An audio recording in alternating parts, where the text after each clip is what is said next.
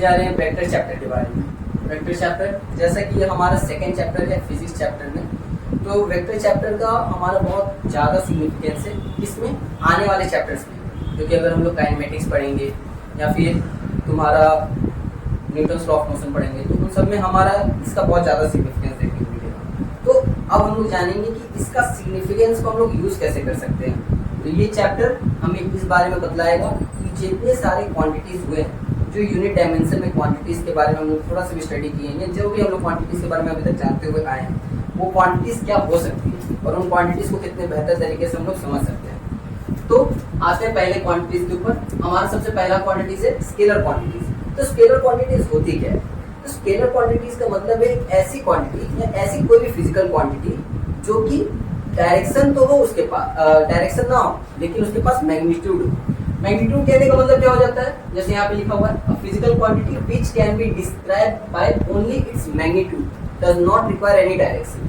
मतलब मैग्नीट्यूड का मतलब क्या होता है? मान। मैग्नीट्यूड मतलब क्या होगा? मान। तो मान कहने का मतलब क्या होगा? अगर कोई चीज के पास, जैसे मान लो अगर लेंथ एक तरह की फिजिकल क्वांटिटी है, तो फिजिकल क्वांटिटी के पास मान कहने के बेस पर हम लोग क्या बोल सकते हैं? 5 मीटर, 6 मीटर, 10 मीटर, ये उसका क्या कहलाएगा? मैग्नीट्यूड कहलाएगा, मतलब उसका मान कहलाएगा। अब इसके पास डायरेक्शन नहीं होता है। डायरेक्शन इस वजह से तो ये कोई स्पेसिफिक डायरेक्शन पे वर्क नहीं करता। जैसे कि मान लो लेंथ मुझे अगर मेजरमेंट करना है तो लेंथ का कोई स्पेसिफिक डायरेक्शन होता है, तुम उसको किसी भी डायरेक्शन में मेजर करोगे तो क्या कहलाएगा? लेंथ ही कहलाएगा। तुम ब्रेथ को देख लो, वो भी किसी भी डायरेक्शन में करोगे, लेंथ ही कहलाएगा। उसी तरह और भी बहुत सारे क्वांटिटीज है। जैसे यहाँ पे क्या है? मास। मास मतलब कि उसका वेट, एज अ कोई चीज कितने अमाउंट से मिलकर बना है, तो तुम उसको कहीं पे भी मेजर करो, उसका अमाउंट तो चेंज नहीं होगा, किसी भी डायरेक्शन में उसका अमाउंट चेंज नहीं होगा। तो इसलिए हम लोग कह सकते हैं ये डायरेक्शन डिपेंडेंट नहीं। तो ऐसी कोई भी क्वांटिटी जो डायरेक्शन डिपेंडेंट ना हो, सिर्फ मान डिपेंडेंट हो, तो वो क्या कहलाएगा? Scalar quantities. इसके एग्जांपल्स बहुत सारे हैं, मास, वॉल्यूम, डेंसिटी, प्रेशर, ये सभी इसके एग्जांपल्स में हम लोग कंसीडर कर सकते हैं। और क्या खासियत है हमारी स्केलर क्वांटिटीज के अंदर? तो अगर हम लोग कोई स्केलर क्वांटिटी को कैलकुलेट करना चाहो, मतलब इन्हें भी तो कैलकुलेट करना होगा। मान लो दो स्केलर क्वांटिटीज है, मतलब एक लेंथ 2 मीटर और दूसरा लेंथ 2 मीटर, उसको मैं कैलकुलेट कैसे करूँगा? तो कैलकुलेट करने के लिए इजीली हम लोग क्या मेथड अप्लाई कर सकते हैं? It follows the algebraic method of math for calculation. मतलब ये अलजेब्रा के लॉ पे डिपेंड करता है। अलजेब्रा लॉ क्या होता था कि अगर मैं x प्लस x लिखता हूँ तो वो क्या हो जाता है? 2x हो जाता है। y प्लस y लिखता हूँ तो वो क्या हो जाता है? 2y हो जाता है। तो नॉर्मली ये सारे मेथड्स को हम लोग क्या कहते थे? Algebraic methods. तो अलजेब्रा मेथड के ऊपर में हमारा ये सीक्वेंस क्या होता है? फॉलो करता है। ठीक है, ये स्केलर क्वांटिटी। अब आते हैं हमारी सेकंड क्वांटिटीज, जो कि हमारी वेक्टर क्वांटिटीज। तो वेक्टर क्वांटिटीज क्या है? अब हम लोग जानते हैं कि हर एक क्वांटिटी या फिजिकल क्वांटिटी के पास क्या होता है? उसका पास मान होता है। तो जो फिजिकल क्वांटिटी है उसके पास मान तो है, लेकिन अगर साथ ही साथ उसके पास डायरेक्शन भी रहेगा, तो डायरेक्शन बेस पे हम लोग क्या करेंगे? तो डायरेक्शन के साथ अगर मान को हम लोग कंसीडर करेंगे तो वो हमारी क्या कहलाएगी? एक वेक्टर क्वांटिटी कहलाएगी। तो वेक्टर क्वांटिटी को हम लोग किस तरह से देख सकते हैं? Velocity, force, torque and displacement, in basis पे हम लोग वेक्टर क्वांटिटी को समझ सकते हैं। तो खासियत क्या है वेक्टर क्वांटिटी का? तो वेक्टर क्वांटिटी की खासियत यही है कि ये हमारा डायरेक्शन को सिग्निफाई करने में काम आता है। क्योंकि बहुत सारे ऐसे क्वांटिटीज होती है जो कि एक स्पेसिफिक डायरेक्शन में वर्क करती है। विदाउट स्पेसिफिक डायरेक्शन उन्हें मेजरमेंट करना बहुत मुश्किल होता है। इसलिए हमने वेक्टर क्वांटिटी को क्या लिया है? पॉइंट में हम लोग कंसीडर करते हैं। तो इसमें खासियत क्या देखने को मिलती है? स्केलर क्वांटिटी से ये भी कैलकुलेट किया जा सकता है, मतलब इसका भी हम लोग मान कैलकुलेट कर सकते हैं, लेकिन स्केलर क्वांटिटी के लिए हमें कोई भी डायरेक्शन का जरूरत नहीं पड़ता था, लेकिन वेक्टर क्वांटिटी के लिए डायरेक्शन का जरूरत पड़ता है। इसलिए इससे हम लोग अलजेब्रा लॉ पे नहीं डिफाइन कर सकते। क्यों? क्योंकि अलजेब्रा लॉ नॉर्मली एडिशन है, उसको हम लोग नॉर्मल 2 + 2 करके ऐड कर सकते हैं। लेकिन जब डायरेक्शन आ जाएगा तो 2 + 2 के अलावा भी कुछ एक्स्ट्रा कंपोनेंट रखता है अपने पास, जिसकी वजह से वैल्यू में डिफरेंस कंसीडर हो जाएगा। तो उस वैल्यू को, डिफरेंस को नेगलेक्ट करने के लिए हम एक स्पेशल तरीके का मेथड यूज करेंगे, जिसको कहा जाता है ट्रायंगल लॉ और parallelogram law of vector addition. तो इस बेस पर हम लोग क्या कर सकते हैं? वेक्टर क्वांटिटीज को ऐड या सब्सट्रैक्ट करने का तरीका को यूज कर सकते हैं। तो ये खासियत हमें वेक्टर क्वांटिटी से मिलती है। अब इनके अलावा भी एक और क्वांटिटी आती है, जो कि उतना ज्यादा तो लोग इसके बारे में डिस्कस तो करते नहीं है, बट इसका अपना खुद में एक अलग सिग्निफिकेंस है। वो क्वांटिटी कौन सी है? Tensor quantity. टेंसर क्वांटिटी क्या है? टेंसर क्वांटिटी एक ऐसी क्वांटिटी है जो कि बीच में लटकती है, स्केलर और वेक्टर के बीच में। कैसे? तो स्केलर क्वांटिटी क्या बोलती है? उसके पास मैग्नीट्यूड होना चाहिए लेकिन डायरेक्शन नहीं होना चाहिए। वेक्टर क्वांटिटी क्या बोलती है, उसके पास मैग्नीट्यूड भी होना चाहिए, डायरेक्शन भी होना चाहिए। लेकिन स्केलर और वेक्टर अपनी किन खासियतों की वजह से अलग होती है? स्केलर अलजेब्रिक मेथड को फॉलो करती है, वेक्टर वेक्टर एडिशन को फॉलो करता है। लेकिन जो टेंसर है इनमें एक खासियत स्केलर की भी है और एक खासियत तुम्हारी वेक्टर क्वांटिटी की भी है। वो खासियत क्या है कि ये जो है मैग्नीट्यूड तो रखता है स्केलर क्वांटिटी की, पर साथ ही साथ ये डायरेक्शन जो है ये स्पेसिफिक डायरेक्शन फॉलो नहीं करता, ये मल्टीपल डायरेक्शन फॉलो करता है। इसलिए इस वजह से ये खास हो जाता है वेक्टर की तुलना में। अब वेक्टर की तुलना में अगर ये खास हो जाता है, मल्टीपल डायरेक्शन फॉलो करता है, तो भैया ये पक्का वेक्टर एडिशन को फॉलो करता होगा। लेकिन नहीं, यही इसके अंदर एक अलग चीज कंसीडर करता है। स्केलर के साथ ये क्या अपने साथ लाया है, मैग्नीट्यूड के साथ साथ ये अलजेब्रिक मेथड्स को भी लाया है। तो इसका कैलकुलेशन हम लोग अलजेब्रिक मेथड पे तो करते हैं, लेकिन क्या ये प्योर अलजेब्रा होता है? नहीं, ये प्योर अलजेब्रा नहीं। ये अपने अलजेब्रिक मेथड्स में कुछ लॉज हैं जिसको इसने एस्टैब्लिश किए, जिसकी वजह से ये कैलकुलेट करता है। इसलिए पूरे तरह से हम लोग नहीं कह सकते कि अलजेब्रिक लॉ को ही फॉलो करता है। ये अलजेब्रिक लॉ में कुछ एडवांसमेंट करके अपने अलग कैलकुलेशन को फॉलो करता है। तो क्या भैया मैं इसको स्केलर और वेक्टर क्वांटिटी का बीच का भाग मान सकता हूँ? जरूर मान सकते हो। तो स्केलर क्वांटिटी और वेक्टर क्वांटिटी का बीच का क्या है, एक तरह का ब्रिज है जो कि स्केलर से वेक्टर की तरफ ट्रांसफॉर्म हो रहा है। ठीक है, तो टेंसर क्वांटिटी इस तरह से इस चीज को समझ सकते हैं। तो इसके एग्जांपल्स कौन कौन से हो सकते हैं जिनके मल्टीपल डायरेक्शन फॉलो होते हैं? तो stress, strain, moment of inertia, ये वो सारे तरह के एग्जांपल्स हैं जिनमें हमें मल्टीपल डायरेक्शन देखने को मिलते हैं। कहने का मतलब क्या है, टेंसर क्वांटिटीज जो है मल्टीपल डायरेक्शन फॉलो करती है। मतलब क्या, इनके ऊपर कई तरफ से डायरेक्शन के बेस पे काम होती है एट द सेम टाइम। ये ध्यान रखना, वेक्टर में एक सिंगल टाइम के ऊपर लगता है, लेकिन टेंसर क्वांटिटी में एट द सेम टाइम ये हर जगह पे लगाती है, इसलिए इनको मल्टीपल डायरेक्शन कहा जाता है। तो ये अपना डायरेक्शन पे तो करती है, लेकिन साथ ही साथ ये अपने ओरिएंटेशन में भी चेंज करती है। ओरिएंटेशन कहने का मतलब क्या है, अपना एक्सिस जिसके बेस पे इनका कैलकुलेशन किया जाता है। वेक्टर अपने एक्सिस को चेंज करने के बेस पे नहीं माना जाता, टेंसर अपना माना जाता है। वेक्टर सिर्फ डायरेक्शन बेसिस है, ओरिएंटेशन बेसिस नहीं है। टेंसर क्वांटिटी ओरिएंटेशन बेसिस है। सो ये अपना ओरिएंटेशन कहने का मतलब सिंपल समझना कि अगर कोई ऑब्जेक्ट जैसा रखा गया है उसका मैं अगर चेंज कर दूं, क्या कर दूं चेंज, उसका रखने का तरीका। अगर मान के चलो अगर कोई बॉडी ऐसे है उसको मैं पलट के रखूं, तो ये मैंने क्या कर दिया, उसका ओरिएंटेशन चेंज कर दिया। तो ओरिएंटेशन चेंज करना डिपेंड टेंसर क्वांटिटी में होता है, लेकिन वेक्टर क्वांटिटी में नहीं होता। तो ये डिफरेंस टेंसर क्वांटिटी को वेक्टर क्वांटिटी से अलग क्रिएट करता है। तो ये तीनों क्वांटिटीज के बारे में तो हमने स्टडी किया और इससे ये समझ में आया कि क्वांटिटीज किस किस तरह से बिहेव कर सकती है। लेकिन क्या इस चैप्टर में हमें इन तीनों क्वांटिटीज के बारे में स्टडी करना है? नहीं, हमें सिर्फ एक ही क्वांटिटी के ऊपर स्टडी करना है, वही हमारी प्यारी वेक्टर क्वांटिटी। तो वेक्टर क्वांटिटी के ऊपर हम लोग पूरा ब्रीफ डिस्कस करेंगे और उनके बेसिस पे जितना हो सके अच्छी तरह से कुछ क्वेश्चंस भी हम लोग एंड में चेक करेंगे। तो सबसे पहले आते हैं हम लोग वेक्टर क्वांटिटी के ऊपर। तो वेक्टर क्वांटिटी को हम लोग तो समझ चुके हैं कि कहलाता क्या है, बट उसको रिप्रेजेंट कैसे करो। तो रिप्रेजेंट करने के बहुत सारे तरीकों में से एक तरीका है कि हम लोग उसके ऊपर कुछ डिनोशन मार्क करते हैं। डिनोशन मार्क क्या हो सकते हैं, तो अब फिजिकल क्वांटिटी को हम लोग अगर डिनोट करना चाहें एज अ वेक्टर में, तो उसको कैसे समझेंगे। तो मान लेते हैं एक फिजिकल क्वांटिटी ए, तो उस फिजिकल क्वांटिटी में हम लोग क्या कर देंगे, एरो का अगर साइन कर देंगे, तो ये एरो का साइन हमें क्या रिप्रेजेंट करने में मदद करता है कि वो एक वेक्टर क्वांटिटी। तो वेक्टर क्वांटिटी हम लोग किसी फिजिकल क्वांटिटी को कैसे रिप्रेजेंट कर सकते हैं, बस एक फिजिकल क्वांटिटी के नेम के बेस पर उसके ऊपर अगर एरो मार्किंग कर देंगे तो हमें क्या बताने में मदद करता है कि ये एक वेक्टर क्वांटिटी है। तो वेक्टर क्वांटिटी तो नॉर्मली रिप्रेजेंट करती है। अब रिप्रेजेंट करने का अलावा जो एरो है, वो एरो सिर्फ नॉर्मली एक फंक्शन बेस पर हमारा एरो को मतलब वेक्टर को रिप्रेजेंट करने का काम नहीं करता, उसका और बहुत सारा सिग्निफिकेंस है। बहुत सारे सिग्निफिकेंस में और क्या सिग्निफिकेंस हो सकते हैं कि एरो को हम लोग as a physical quantity determiner के बेस पर कैसे यूज कर सकते हैं। तो यहाँ पर कुछ हम लोग एरो रिप्रेजेंटेशन के बेस पर कैलकुलेशन करेंगे। नॉर्मली तो हम लोग क्वांटिटी के बेस पर कैलकुलेशन करते हैं, लेकिन डिनोशन के ऊपर भी कैलकुलेशन होता है और वो हम लोग चेक करेंगे वेक्टर के बेसिस पर। तो वेक्टर को हम लोग कैसे डिनोट किया जाता है, एरो के ऊपर। तो ये एरो जो होता है, एरो का ये वाला पार्ट जो सबसे पीछे वाला पार्ट है, इसको हम लोग क्या नाम दिए हैं, टेल पार्ट। और जो सबसे फ्रंट पार्ट है उसको हमने क्या नाम दिया है, हेड पार्ट। देख सकते हो यहाँ पर, तो ये वाला टेल पार्ट होता है, ये वाला हेड पार्ट होता है। अब ये टेल पार्ट और हेड पार्ट का हम लोग यूज किस लिए करेंगे?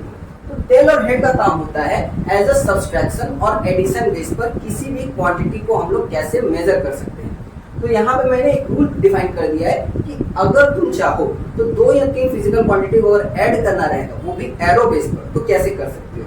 तो at first one vector of a head can be added with next vector tail. मतलब अगर कोई एक वेक्टर है, उसका हेड है, अगर मुझे उसे ऐड करना है तो उसे नेक्स्ट वेक्टर के टेल से कनेक्ट करना पड़ेगा, और ये सीक्वेंस हमारा क्या होते जाएगा? चलते जाएगा। क्या होता रहेगा? चलते जाएगा। कब तक? जब तक एडिशन करते जाओगे।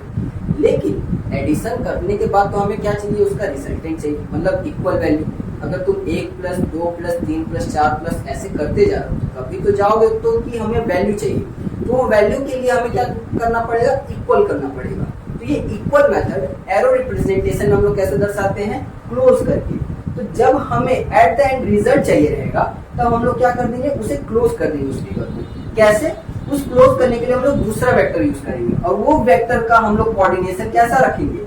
हेड को हेड से कनेक्ट कर देंगे और टेल को टेल से कनेक्ट कर देंगे। जैसा कि यहाँ पे देख सकते हो, ए को बी से ऐड किए, बी को सी से ऐड किए, और जब ये हमारा एडिशन बस यहाँ तक रखना था तो फाइनल हमने क्या किया? क्लोज फिगर कर दिया। क्लोज फिगर कैसे किया? हेड को हेड से कनेक्ट करके और टेल को टेल से कनेक्ट करके। इस तरह से हमारे ये पूरा फिगर क्लोज हो गया, और ये करेक्ट रिप्रेजेंटेशन हमारा बतला रहा है एरो रिप्रेजेंटेशन के आधार पर। तो जो आर है वो हमारा क्या आ गया? Result vector. तो रिजल्ट वेक्टर हमें कैसे पता चलेगा? ए को बी में ऐड करके, बी को सी में ऐड करके। तो इसको हम लोग अगर एक मैथमेटिकल फॉर्म्स में अगर देखना चाहें, कैसे देखेंगे? R vector equals A vector plus B vector plus C vector. इस तरह से हम समझ सकते हैं कि जो हमारा एरो रिप्रेजेंटेशन है वो एकदम करेक्टली लॉ को फॉलो किया है और एकदम सही रिप्रेजेंटेशन के साथ ये शो किया है। तो हम लोग रिप्रेजेंटेशन ऑफ एरो वेक्टर्स के बेस पे हम लोग तो स्टडी कर चुके हैं। अब आगे आते हैं कुछ टाइप्स ऑफ वेक्टर्स के बारे में स्टडी करते हैं, जो कि मैंने बोर्ड पे बताया है, उसके ऊपर कुछ हम लोग डिस्कस करते हैं। चलो तो देखते हैं टाइप्स ऑफ वेक्टर क्या है। तो टाइप ऑफ वेक्टर देख सकते हैं, यहाँ पर मैंने बहुत सारे वेक्टर्स यहाँ पे सिग्निफाई किए। किस किस तरह के वेक्टर हो सकते हैं उनके बारे में थोड़ा स्टडी करते हैं। तो पहला वेक्टर क्या है तुम्हारा? Polar vector. पोलर वेक्टर कहने से क्या समझ में आता है? तो those vector which have a point of application या तो which has a initial point are known as a polar vector. Means pole क्या बतलाता है? नॉर्थ पोल, साउथ पोल एक होता है ना, वो क्या बतलाता है? एक डायरेक्शन बतलाता है कि मैं नॉर्थ पोल जो है वो एक स्पेसिफिक डायरेक्शन में। सेम उसी तरह हमारा पोलर वेक्टर एक स्पेसिफिक स्टार्टिंग पॉइंट बतलाता है, जिसके बेस पर कोई भी तुम्हारा वेक्टर क्या कर सकता है? स्टार्ट हो सकता है। तो कोई भी वेक्टर जिसका कोई एक फिक्स या तो एक स्टार्टिंग पॉइंट इनिशियलाइज किया जा सके, वो हमारा क्या कहलाएगा? पोलर वेक्टर कहलाएगा। तो एग्जांपल में जैसे हमारा पास फोर्स मतलब बल लगा रहे हैं, तो एक दिशा में लगा रहे हो, तो सिंपल बात है ना, एक स्पेसिफिक डायरेक्शन में लगाओगे, स्टार्ट कहीं से तो करोगे ना, तो वो हमारा क्या कहलाएगा? Polar vector. डिस्प्लेसमेंट, कहीं से न कहीं स्टार्ट कर रहे हो, तो स्टार्ट करने के लिए कोई एक पॉइंट होगा, तो वो भी क्या है? इनिशियल पॉइंट है, तो वो भी हमारा क्या कहलाएगा? Polar vector. तो जो भी कोई तुम्हारे एक स्टार्टिंग या तो इनिशियल पॉइंट डिफाइन कर सकता है कोई फिजिकल क्वांटिटी, और उसके पास अगर डायरेक्शन है तो वो क्या माना जाएगा? Polar vector. दूसरा वेक्टर क्या है? Axial vector. एक्सियल से नाम समझ में क्या आता है? एक्सिस। एक्सियल वेक्टर में नाम क्या समझ में आता है? एक्सिस। मतलब एक ऐसा वेक्टर जो कि एक्सिस डिपेंडेंट है। कैसे? चलो देखते हैं। Those vector which represent the rotational effect. Rotational effect का मतलब क्या होता है? मतलब वो वेक्टर क्या होता होगा? मूव करने वाले बेस पर डिफाइन किया जाता होगा। वो मतलब कैसा? एक सर्कुलरली मूव होता होगा। जैसे हमारा अर्थ रोटेट करता है, कोई लट्टू रोटेट करता है, उसी तरह से रोटेटिंग इफेक्ट के बेस पर जो वेक्टर क्या करता हो? शो किया जा सकता है and act along its axis of rotation. और उसका जो हम लोग वेक्टर का डायरेक्शन स्पेसिफाई करेंगे वो डिपेंड किस पे करेगा? उसके एक्सिस बेस पे करेगा। जिस एक्सिस पर वो क्या कर रहा है? रोटेट कर रहा है। जैसे तुम लोग पंखा देखते हो, पंखा में क्या होता है? एक डंडा करके निकला रहता है, और उस डंडे के आसपास तो पंखा का जो मेन मोटर होता है वो क्या करता है? रोटेट करता है। तो वो पॉइंट ऑफ एक्सिस है, ठीक है, जिस पर वो क्या कर रहा है? रोटेट कर रहा है, और बाकी आसपास वो क्या हो रहा है? रोटेशनल इफेक्ट दिखा रहा है। तो रोटेशनल इफेक्ट किसके बेस पे दिखा रहा है? उस एक्सिस के बेस पर। अगर वो एक्सिस जिस तरफ तुम घुमा दोगे, पंखा का जो रोटेशनल इफेक्ट है वो उस तरफ मूव कर जाएगा। तो मेनली एक्सिस क्या डिफाइन कर रहा है, उस वेक्टर का डायरेक्शन। और रोटेशनल इफेक्ट क्या है, वो रोटेटिंग है, मतलब कि वो वेक्टर रोटेट करते हुए अपना रह रहे हैं। सो अगर हमें वो रोटेटिंग इफेक्ट के आधार पर पता करना है कि वो डायरेक्शन कैसा होगा, तो हम लोग उसको किस रूल की सहायता से पता कर सकते हैं, राइट हैंड थंब रूल और right hand screw rule. Thumb rule कहने का मतलब क्या है, देखो ये मेरा क्या है, राइट हैंड, तुम लोग अपना देख लेना राइट हैंड कौन सा। तो ये मेरा क्या है, राइट हैंड। तो राइट हैंड थंब रूल में क्या बोलता है, अगर मैं ये जिस तरफ कर्ल करता हूँ, अगर मेरा अंगूठा ऊपर है तो मेरा कर्लिंग कैसा है, ऐसा है। जैसे यहाँ पे देख सकते हो ये कैसे मूव कर रहा है, इस तरह से। तुम देखो मैं ऐसे कर्ल कर रहा हूँ ना, ऐसे मूव कर रहा है, मैं ऐसे कर्ल कर रहा हूँ ना, कर्ल कर रहा हूँ तो मेरा अंगूठा कहाँ जा रहा है, ऊपर जा रहा है। मतलब मेरा अगर रोटेशन ऐसे होगा इस डायरेक्शन में, तो मेरा डायरेक्शन कहाँ शो करना चाहिए, ऊपर की तरफ। अगर मैं यही चीज अगर डायरेक्शन में नीचे की तरफ चाहता हूँ, तो मुझे रोटेशन क्या करना पड़ेगा, इसके बजाय उल्टा करना पड़ेगा। उल्टा कैसे होगा, मैं ऐसे करूंगा, तो देखो यहाँ पर मैं किस तरह से घुमा रहा हूँ ना, तो मेरा तब एक्सिस जो होगा वो कहाँ पे डाउन हो जाएगा, नीचे की तरफ। ट्राई कर सकते हो, इसको उल्टा घुमाओ तो ये तुम्हारा कहाँ आ जाएगा, नीचे की तरफ आ जाएगा। तो ये हम लोग राइट हैंड थंब रूल की सहायता से पता कर सकते हैं कि एक्सिस वेक्टर का डायरेक्शन किधर होना चाहिए, अपवर्ड होना चाहिए कि डाउनवर्ड होना चाहिए। सेम चीज स्क्रू रूल, तुम लोग घर में कई न कभी तुम लोगों ने स्क्रू को टाइट किया होगा। तो स्क्रू टाइट करते समय ध्यान देना, जिस समय तुम स्क्रू को घुमाते हो तो एक समय वो ऊपर जाता है, एक समय वो बाहर आता है। तो टाइट करने समय तुम्हें जिस तरफ रोटेट करते हो, मतलब वो नीचे का डायरेक्शन है, और अगर खोलने वक्त वो ऊपर आता है ना, तो उसको जिस डायरेक्शन में घुमाते हो, जिस डायरेक्शन में घुमाते हो उस डायरेक्शन में क्या बतलाता है, वो ऊपर आ रहा है। तो मतलब कि तुम्हारा जो रोटेशन है वो एक बार क्या कर रहा है, ऊपर की तरफ जा रहा है, और एक बार रोटेशन क्या कर रहा है, नीचे की तरफ जा रहा है। तो मेन डायरेक्शन क्या है, ऊपर नीचे हो रहा है ना, लेकिन रोटेशनल इफेक्ट दोनों में ही शो कर रहा है। तो रोटेशनल इफेक्ट में ये ध्यान देना है कि कौन सा रोटेशन अबव के लिए है, कौन सा रोटेशन बिलो के लिए। तो ये चीजें हमारे किस वेक्टर में देखने को मिलती है, एक्सियल वेक्टर में। इसके एग्जांपल क्या हो सकते हैं, तो इसके एग्जांपल है एंगुलर वेलोसिटी, एंगुलर एक्सेलरेशन। नाम में क्या समझ में आ रहा है, एंगुलर मतलब ये एंगल बेस पे रोटेट करता है। अब कोई चीज रोटेट कर रहा है तो वो एंगल पे क्या करेगा, पूरा सर्कल मूव करेगा। देखो एक सर्कल मूव कर रहा है तो सर्कल में पूरा एंगल कंसीडर करेगा। तो जब मूव करेगा तो मूवमेंट करने पर वेलोसिटी, स्पीड कुछ ना कुछ तो आएगा, और एंगल के साथ आएगा। इसलिए एंगुलर वेलोसिटी क्या है, एक तरह का एक्सियल वेक्टर शो करता है। एंगुलर एक्सेलरेशन भी क्या शो करता है, एक्सियल वेक्टर शो करता है। तो ये सारे हमारे एक्सियल वेक्टर के एक some type of examples consider. उसके बाद क्या आता है हमारा बेसिक और भी वेक्टर्स है, जैसे इक्वल वेक्टर्स। इक्वल वेक्टर्स नाम से समझ में आता है, मतलब ऐसे वेक्टर्स जिनका मान भी बराबर हो और उनका डायरेक्शन भी क्या हो, सेम। तो जैसे यहाँ पे देख सकते हो ए और बी वेक्टर, दोनों को मैं अगर एरो से रिप्रेजेंट करूं तो दोनों का एरो रिप्रेजेंटेशन एकदम इक्वल रखा ना, मतलब उनका मान इक्वल है और दोनों सेम डायरेक्शन में है, इसलिए ए इक्वल्स टू बी है। तो अगर जिसका मान दो वेक्टर्स का एक जैसा रहेगा, वो भी सेम डायरेक्शन में, क्या माने जाएंगे, इक्वल वेक्टर्स माने जाएंगे। पैरेलल वेक्टर्स किन्हें कहोगे, जो वेक्टर्स सेम ही डायरेक्शन में हो लेकिन उनका मान एक जैसा ना हो सकता है कि मान लो 5 वेक्टर मतलब कि 5 मीटर का जिस तरफ तुम लेंथ मेजर कर रहे हो, मान लो 5 मीटर का है, ये 10 मीटर का है, दोनों एक ही डायरेक्शन में मेजर कर रहे हो लेकिन इक्वल है वैल्यू नहीं, एक 5 है एक 10 का है, 5 से 10 का वैल्यू तो इक्वल नहीं है लेकिन डायरेक्शन क्या है, इक्वल है। तो जो डायरेक्शन बेस पे बस इक्वल है, वैल्यू बेस पर हो भी सकते हैं और नहीं भी हो सकते। जैसे यहाँ पे लिखा है बट मैग्नीट्यूड में बी इक्वल और डिफरेंट, हो भी सकते हैं नहीं भी हो सकते। तो वैसे वेक्टर्स क्या करेंगे, पैरेलल वेक्टर्स, और उनके बीच में एंगल कितना होगा, 0 डिग्री। देखो अगर मैं इसको इसके ऊपर रखूंगा तो दोनों मतलब ये एंगल है और इसके ऊपर ये वाला एंगल रखूंगा तो दोनों के बीच में कुछ एंगल बन रहा है, नहीं बन रहा, तो एंगल नहीं बन रहा तो एंगल नहीं बनने का मान कितना माना जाएगा, 0 डिग्री माना जाएगा। तो थीटा का मान कितना हो जाएगा, 0 डिग्री। अब कुछ हमारे यहाँ पे देख सकते हैं जैसे पैरेलल वेक्टर है उसी तरह anti parallel vector. Anti parallel vector क्या होगा, बस उसका ऑपोजिट, पैरेलल का ऑपोजिट, मतलब इसका मान भी अलग हो सकता है या तो इक्वल हो सकता है लेकिन इसके डायरेक्शन क्या होंगे, ऑपोजिट होंगे। मतलब एक जिस डायरेक्शन में जाएगा दूसरा उसका ऑपोजिट डायरेक्शन में होना चाहिए। तो अगर मैं इन दोनों को लाई करता हूँ तो मतलब एक का डायरेक्शन इधर है एक का डायरेक्शन इधर है, तो दोनों का डायरेक्शन एकदम पूरा ऑपोजिट बन रहा है ना, तो कितना एंगल माना जाएगा, 180 degree. So anti parallel vectors के बीच में एंगल कितना बनता है, 180 डिग्री। क्लियर। कोलिनियर वेक्टर के लिए ऐसे वेक्टर जिनका एक लाइन में काम करते हैं, देखो एंटी पैरेलल और पैरेलल वेक्टर जरूरी नहीं एक लाइन में काम करें, ये अलग अलग लाइन में काम करते हैं। लेकिन कोलिनियर वेक्टर्स में मतलब क्या समझ में आता है, एक ही लाइन में काम करने वाले वेक्टर्स, ऐसे वेक्टर जिनका एक लाइन में काम करते हो। देखो एक लाइन में काम कर रहे हैं, वो भी सेम डायरेक्शन में, अगर सेम डायरेक्शन में एक ही लाइन में काम कर रहे हैं तो वो कहलाएंगे लाइक वेक्टर्स। लेकिन अगर एक ही लाइन में ऑपोजिट डायरेक्शन में काम करेंगे तो वो अनलाइक वेक्टर्स कहलाएंगे। तो देखो अनलाइक का देखो ऑपोजिट डायरेक्शन में काम कर रहे हैं तो उनका एंगल कितना हो जाएगा 180 डिग्री। और अगर सेम लाइन में काम कर रहे हैं तो एक दूसरे के ऊपर क्या हो जाएगा तुम्हारा लाइक कर जाएगा, तो उनके बीच का एंगल कितना हो जाएगा 0 डिग्री। इसको तुम लोग ऑपोजिट डायरेक्शन में भी शो कर सकते हो, इसको तुम कुछ ऐसे भी दर्शा सकते हो, ये भी एक ही लाइन में कहला रहे हैं। और अनलाइक वेक्टर्स को तुम कुछ ऐसे भी दर्शा सकते हो,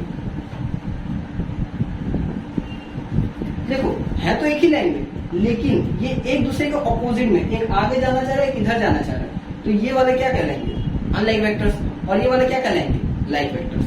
दोनों के बीच में एंगल जैसे कि मैंने बताया लाइक के अंदर 0 डिग्री और अनलाइक के बीच में 180 डिग्री। उसके बाद कौन सा आता है नल वेक्टर या तो जीरो वेक्टर, मतलब एक ऐसा वेक्टर जिसके पास कोई वैल्यू ही ना हो।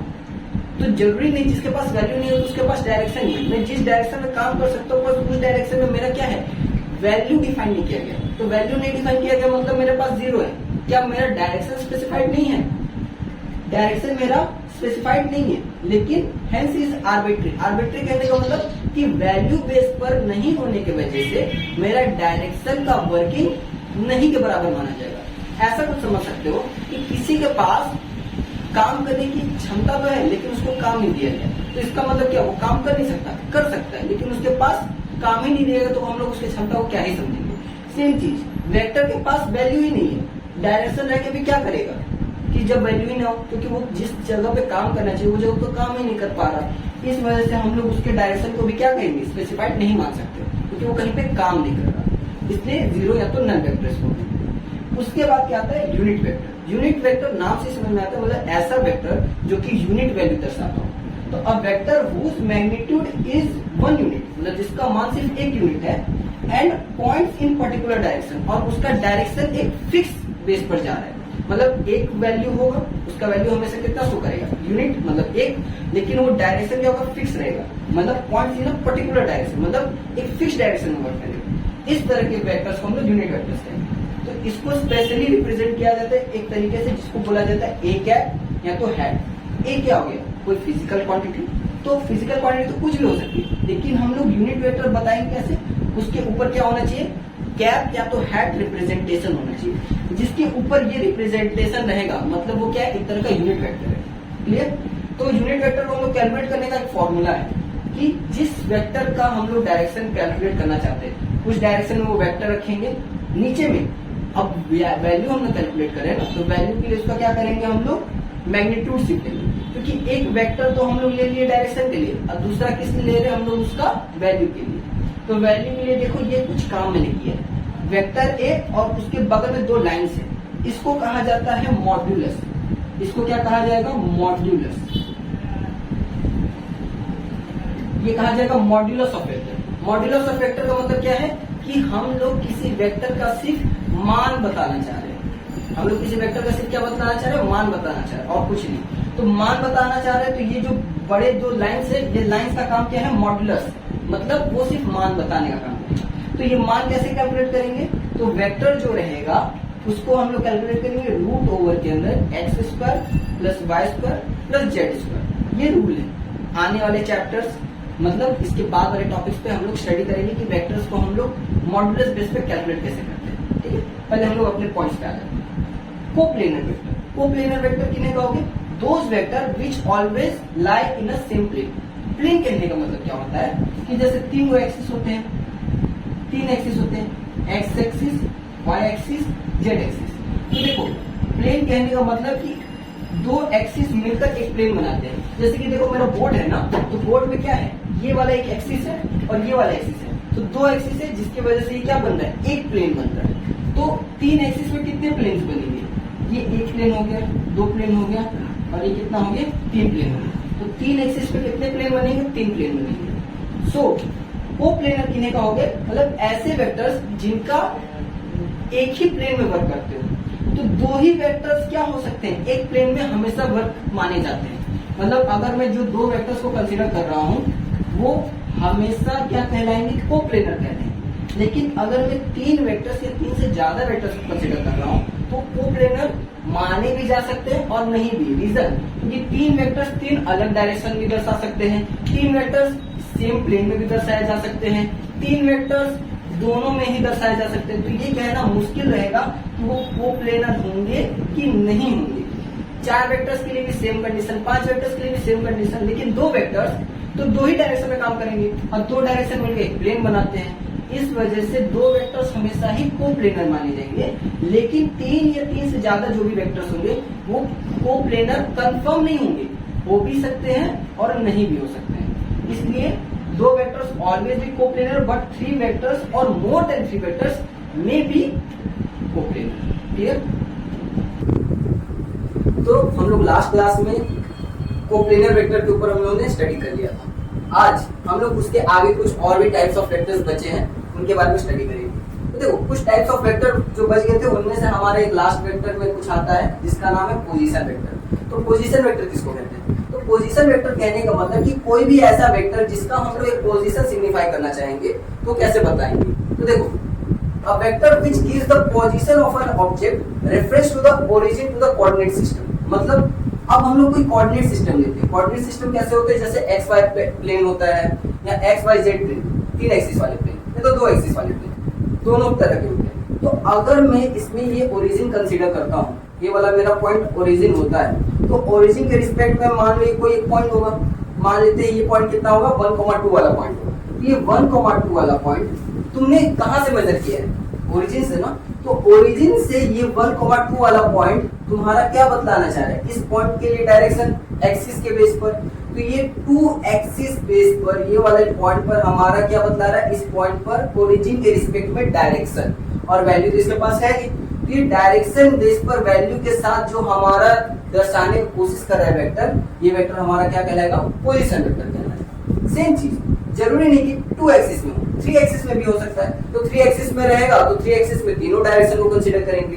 जैसे कि यहाँ पे देखो मैंने 3 एक्सिस कंसीडर किए, x axis, y axis, z axis. तो मान लेते हैं ये मेरा पॉइंट ओरिजिन है। अब इस पॉइंट ओरिजिन से यहाँ पे पॉइंट पी पे मैं क्या चेक कर रहा हूँ? उसका वैल्यू चेक कर रहा हूँ। तो वैल्यू क्या है? 2,1,3। मतलब एक्स एक्सिस में 2 है, वाई एक्सिस में 1 है और जेड एक्सिस में 3 है। तो इस पॉइंट पर मैं क्या चेक करना चाहता हूँ? उसका डायरेक्शन बेस पर वेक्टर को दर्शाना चाहता हूँ। तो कैसे दर्शाऊंगा? कि ये पॉइंट ओरिजिन के रिस्पेक्ट में यहाँ पर मैं क्या कर रहा हूँ? इसको सिग्निफाई कर रहा हूँ। तो ये मेरा कौन सा वेक्टर माना जाएगा? पोजीशन वेक्टर माना जाएगा। तो पोजीशन वेक्टर कोई एक अलग तरह का वेक्टर नहीं है, वो बस किसी भी एक डायरेक्शन को कोऑर्डिनेट सिस्टम में स्पेसिफाई करने के काम में आता है। आगे हम लोग टॉपिक में पढ़ेंगे ये कोऑर्डिनेशन सिस्टम के बेस पे कितना ज्यादा हमारा जरूरत पड़ता है। आगे आते हैं हमारे डिस्प्लेसमेंट वेक्टर। तो डिस्प्लेसमेंट नाम से समझ में आता है कि ये चीज थोड़ा क्या होगा, अपना पोजीशन को चेंज करके देखना चाहेगा। तो डिस्प्लेसमेंट वेक्टर है क्या? A vector which tales how much and in which direction has change by the position vector. मतलब मान लो कि एक कोऑर्डिनेट सिस्टम में ये पॉइंट पी ओरिजिन के बेस पर यहाँ का बतला रहा है डायरेक्शन। ठीक है, तो ये एक वेक्टर हो गया, मान लेते हैं ये वेक्टर हो गया। इस पॉइंट से क्यू पॉइंट तक ये हमारा क्या हो गया? दूसरा पॉइंट का वेक्टर हो गया। तो ये भी एक पोजीशन वेक्टर है ना, ये भी वाला एक पोजीशन वेक्टर है ना, दोनों ही पोजीशन वेक्टर है। लेकिन दोनों पोजीशन वेक्टर एक दूसरे के रिस्पेक्ट में कितना वैल्यू दर्शा रहे हैं? तो जब दो पोजीशन वेक्टर या दो से ज्यादा पोजीशन वेक्टर एक टाइम पर, तो हम लोग दो ही कंसीडर कर सकते हैं। ठीक है, ये ध्यान रखें, एक टाइम पर हम लोग 2 पॉइंट को कंसीडर करते हैं। तो 2 या 2 से ज्यादा पोजीशन वेक्टर जितने भी हो, लेकिन 2 पोजीशन वेक्टर के बीच में हम लोग एक पॉइंट से दूसरे पॉइंट के बीच जो डिफरेंस बताना चाह रहे हैं, तो हमें यहाँ से यहाँ डिस्प्लेस होना पड़ रहा है ना।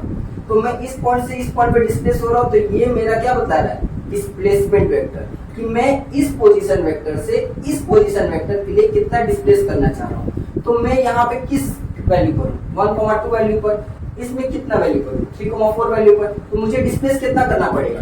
1,2 से 3,4 के बीच में जो डिफरेंस मेरा आएगा वो मेरा क्या बतलाएगा? इस डिस्प्लेसमेंट का वैल्यू। और डायरेक्शन कौन सा होगा? पी से क्यू पोजीशन वेक्टर के लिए जो मेरा डायरेक्शन में असाइन कर रहा हूँ वो मेरा क्या होगा? Direction value. तो इस डायरेक्शन बेस पर मैं डिस्प्लेस कर रहा हूँ, तो ये मेरा किस तरह कहलाएगा, डिस्प्लेसमेंट वेक्टर। तो डिस्प्लेसमेंट वेक्टर असल में दो पॉइंट बेस पोजीशन वेक्टर का बीच में डिफरेंस बताने का काम करता है, इससे ज्यादा और इसमें कुछ नया नहीं है।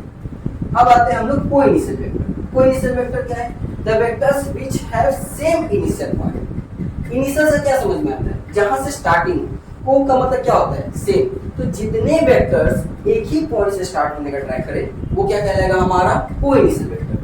टर्मिनस मतलब टर्मिनल, जैसे बस टर्मिनल होता है ना, जहां पे जाके बस एंड होता है, उसी तरह terminal means the vectors which have same terminal point, या तो कह सकते हो same ending point. Terminal point या तो सेम एंडिंग पॉइंट।